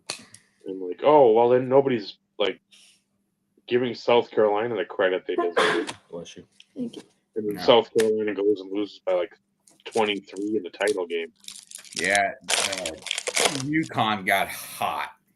Yep, and From that the was Sweet- the one. From the That was- Sweet 16 on, they just railroaded people. That was when I filled out a bracket on ESPN. I'm like, that's the title game we had, and like, I just think UConn's gonna put everything finally together and win another title. And they did. They beat the shit out of everybody. Which I'm very happy to. That was just like a Minneapolis girl, Hopkins High School. So, There's a silver. but yeah, it's like, why wouldn't you fucking just be happy with women's sports getting some visibility? Yeah. It's like, no, my South Carolina team, they're not getting the respect. Well, then use Speaking that. of the old people, Nancy Lieberman. Yeah, and that they couldn't fit Lieberman Klein on there.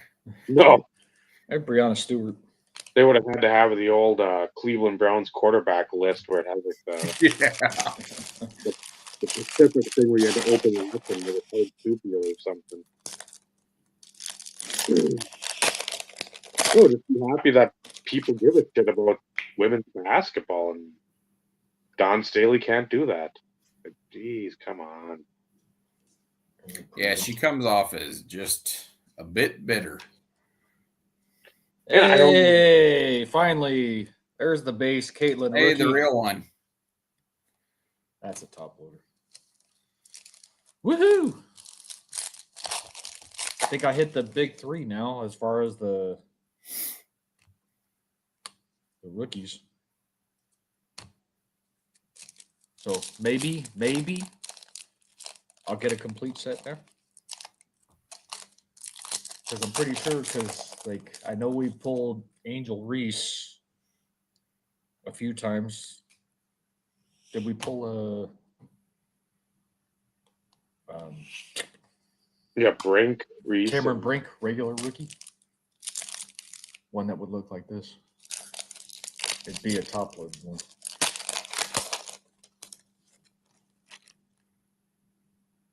Nope.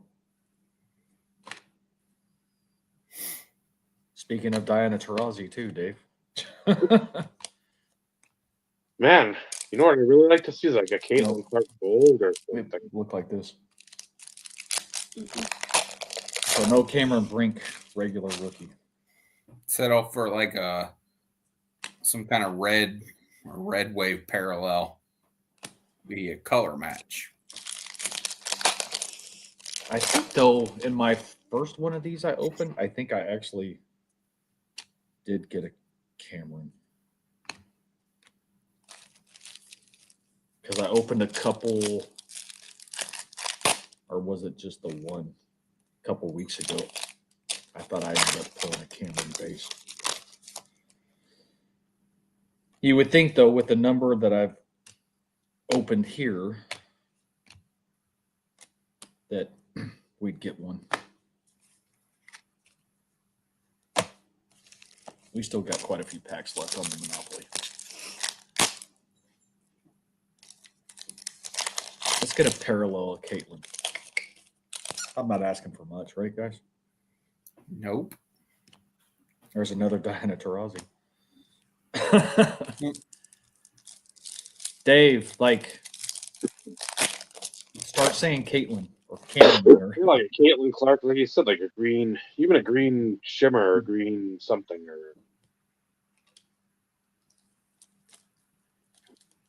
a black finite. That's in the regular prism. A purple gumdrop. Or I don't Get know. a Caitlin Clark Go parallel. Yeah, or whatever you said at the beginning, like the white or the black, whatever. Oh yeah, the white or I forgot some of these packs. Let's see, 1, 2, 3, So basically, one blaster and a pack left for the Monopoly. Come on, Cameron. Base rookie. Come on. There's another silver.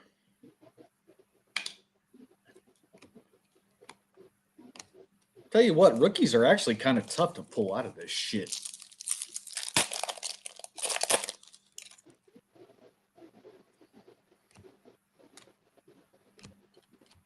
So far, out of all that I've opened, at least this go round, that's all the rookies, not including the Caitlin that's over there in the top loader.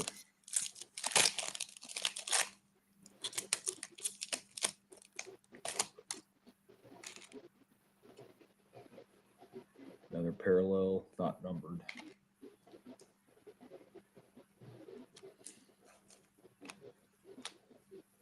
All right, 4 packs left of Monopoly.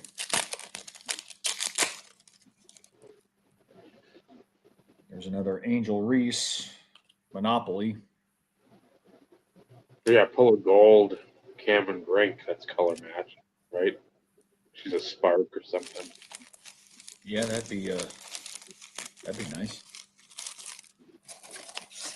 Anything color match numbered? That's a top load. Sorry.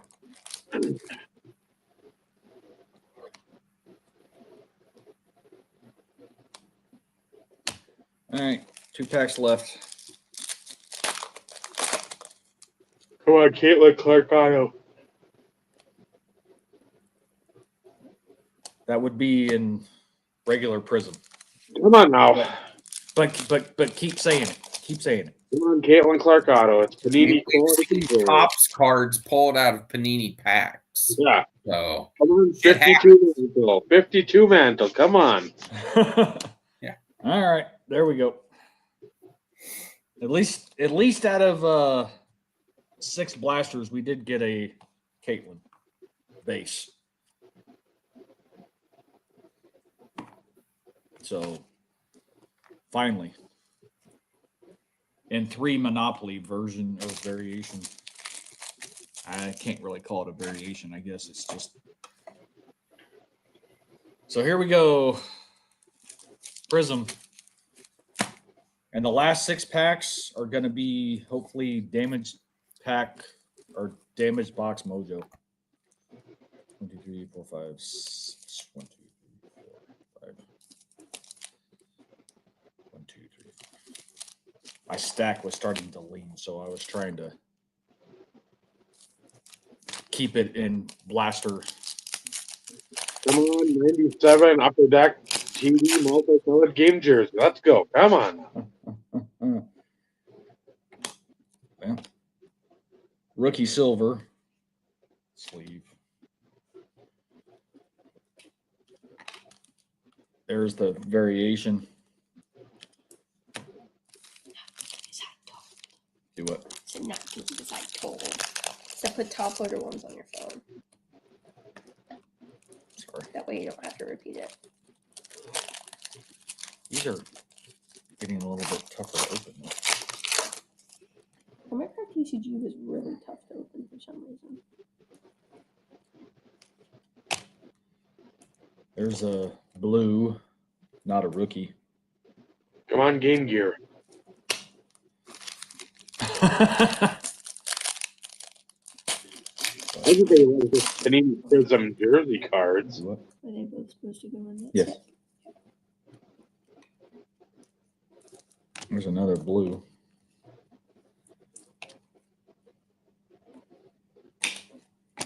Ice parallel. Man, tell you what, rookies are tough as shit to pull in this stuff too. Pretty shade of blue.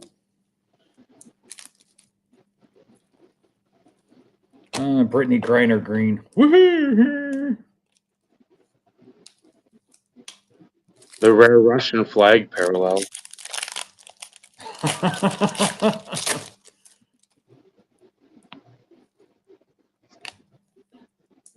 That's a cool insert.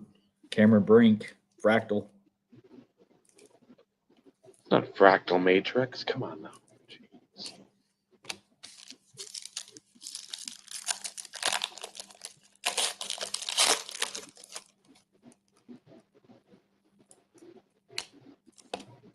Blue. Ice. Nobody worth a damn. That was terrible. First blaster. F. Terrible. I think only like one rookie.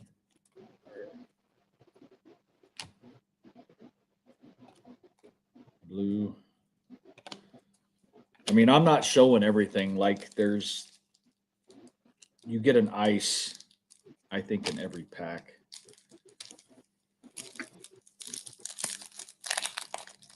I think. Right now, I just want rookies. Silver. Ice rookie, Aaliyah Edwards.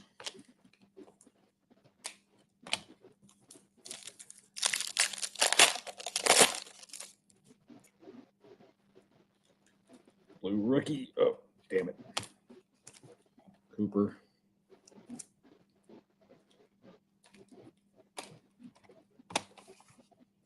Anytime you see that rookie logo, you're just hoping. You're just hoping. Give me one of the big three. I'm not asking for much.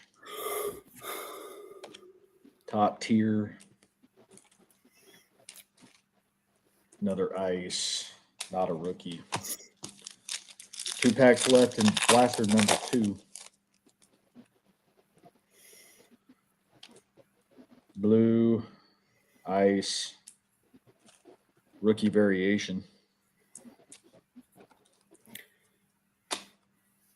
Where's the Jackie Styles card? One thing I've also noticed is, like, you would think variations would be a lot tougher to pull. But it seems as though with this, as I'm opening these and from what I've actually watched, you get the variations more frequent than you do the base rookies. Which to me makes no sense. Well, it's Panini, so. Agreed. Well, I mean, it's just like Hermitcraft TCG Season 2 hollows are way more common than non-hollows because they upped it from Season 1, but they upped it too high. They must have contacted Panini. Yeah. And got, what they felt they needed to. What was popular in Season 1? Hollows, triple them. Another variation rookie.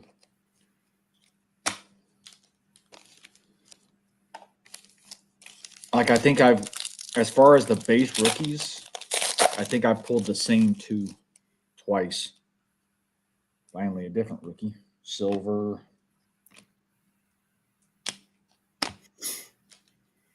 Three packs left in blaster number 3. Come on. Green Caitlin, auto to 50. Let's go. Totally not asking for much. Come on, Caitlin. That's only a couple $1,000. Only. Fireworks. Insert. Ice. Hey, there you go. Just for you, Ed.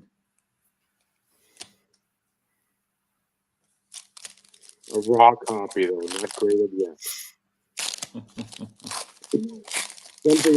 Sending it out to GMA tomorrow.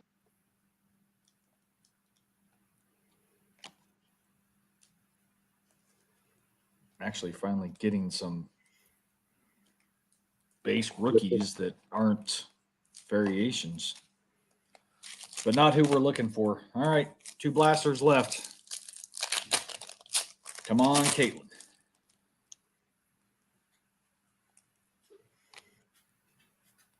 Come on, Caitlin. Come on. I'm not asking for much, really. Hey, there you go. Blue variation. Oh, nice. There you go, Ed. Pony up, Ed. Pony up. You don't have your Philly show anymore, or whatever that mall show. So this is your new buying platform. Pretty looking card though. Oh fucking hell, fellas! Silver Caitlin. And that's the one you want. Hell fucking yeah! There you go. Finally pulled something worth a damn live on the broadcast. Live. That is a definitely sleeve and top loader. That is a nice one. Yes. Hell fucking yes. That one is a bike spokes card, baby. Yeah. Yeah. Woo-hoo-hoo-hoo.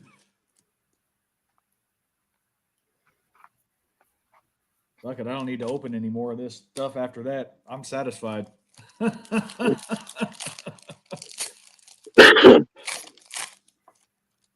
Yes. That's a red number to 199 or whatever. Whatever. Well, because they have like 15 million different names of these. $2.99. 299, 199. Yeah, and most of the time they don't have it on the back like OPG Chrome hockey where you can actually see. Yeah, exactly Like what the Periscope or something. It's okay, I don't care about that, but at least they know what to call it. The last draw sold for $2.25 on bids. Nice. Paid for almost all of this. All right, last box. Damaged box mojo. Come on. Kaleidoscope. Oh, fucking hell yeah, guys. You don't understand. We got a variation ice, Caitlin Clark. There you go. Bringing on the heat now, fellas. Last one of those sold $98 raw. There we go. Over $300 now. Back-to-back boxes. Yeah. And not a whole lot of people here to watch it. That don't matter. Yeah.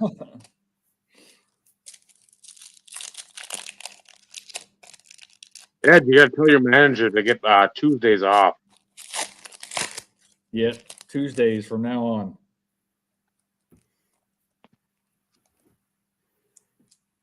I need Tuesdays off at my job too for prep. Lately. All right, down to the last two packs. Another silver rookie. I don't know who that is, but Ooh, what? Olivia Poopa. Oompa Loompa? It looks like a last Poopa. pack. Last pack. Come on. Green auto. Let's just fucking knock it out of the park. Nope. I was gonna say, if you would have pulled that, I think you'd not have some neighbors being your friends anymore. I don't know any of them yet. Well, you might.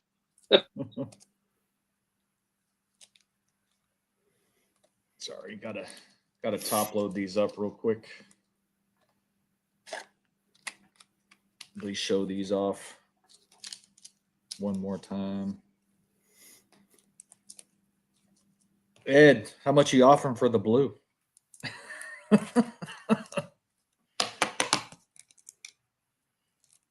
Yeah, come on, Ed. It's not Pudding Face Jones or whatever the fuck the dude's name is, but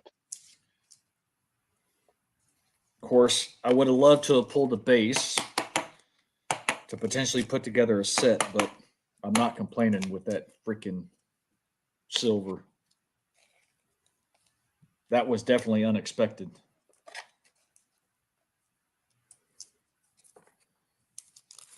And Kate Martin's not a bad pull either on the blue velocity. So there's the big ones. Yeah, you did really well. again. So yeah. Well, And after you're done, you're gonna have to go on Whatnot and sell them. No. Those Caitlins are gonna except for the one that I'll put in the set or whatever for Monopoly. But those are going to be stashed back for when I'm dead. Hopefully they'll be worth more than what they are now. That was fucking fun. I Yeah. can't tell you. It's been a long time since I've opened that much. Granted, it's all retail, but I pulled open the perfect number of slips. I can't complain. That was a fucking blast. Thank you guys for letting me do this. At some point, I will have a few other things to open. I just haven't finalized the orders yet. And this was already part of like my splurge. So. And I'll have Mandalorian tops. Do what? I said, and I'll have Mandalorian tops. And yes, you'll have your Mandalorian tops as long as your mom orders it. She hasn't told me that she has. Okay. Thank you, fellas. Thank you. Thanks for sticking around and enjoying with all of us. Again, actually live for once. Usually I pull this stuff in after hours. Yeah, like the So- Wemby, the white and blue, and Yeah, that was at the time that was huge too. It's not what it was when I first pulled it. But again, like that'll be a card if it meets if it's up to snuff. I'll actually get that one graded and set it back. But that was fun. That was freaking fun. Not a whole lot of top loads, but well, at least for this go round. But again, I got the cards I wanted out of Monopoly. I pulled two Caitlins out of regular Prism that I wasn't expecting. I just wanted a base rookie. So you did well. yeah, I did a much better. That is for damn sure. So again, like rookies are tough out of regular Prism. Well, they're tough out of Prism Monopoly too, I guess. But they're a little bit more consistent in Monopoly than what they are in Regular Prism. regular. 1, 2, 3, 4, 5, 6, 7, 9, 10, 11, 12, 13, 14, 15, 16.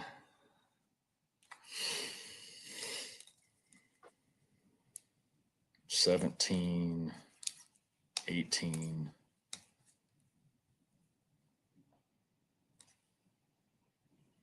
19, 20.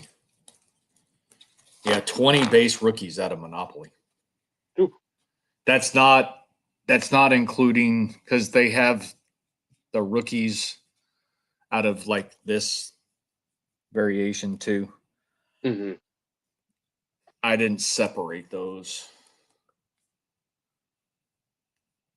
Because I mean, would I get 2 Caitlins, a couple Camerons, 1, 2, 2 Angel Reeses, 3 Cameron Brinks, and then 2 Caitlins out of the other variation. So once Michael gets back, we can shut her down. And we gotta go let the boys out too. Unfortunately, no more just letting them out in the backyard. Unfortunately.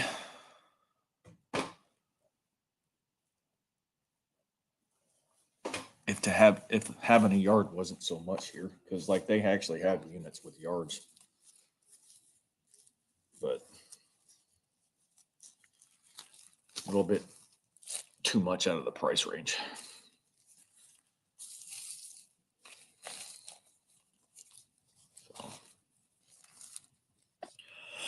we'll give Michael a couple minutes, and then if not, we can shut it down without him.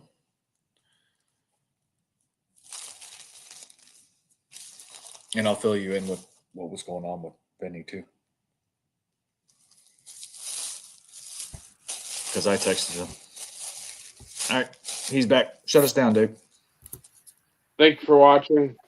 A week late, but obviously worth your while. Again, going forward, I don't have the schedule, obviously, because it's not a paper schedule I got. It was just one that was put up on the Team Reach. I know some Tuesdays are coming up that may not work. Yep, 'tis the season. Yeah, so just sort of subscribe. Make sure you're subscribed. Hit that notifications bell. Click the thumbs up. That way you get all the notifications.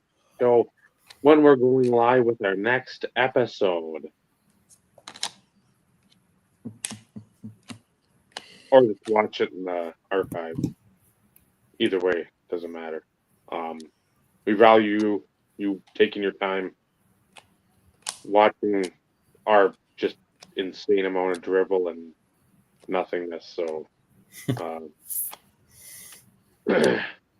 we thank you. So for Michael, Vincenzo, Steve, I'm Dave, been the IRP. Remember, collecting vintage, it's a wonderful hobby. But the friendships you make in Strong Grill, that's what really matters. Good night, everyone.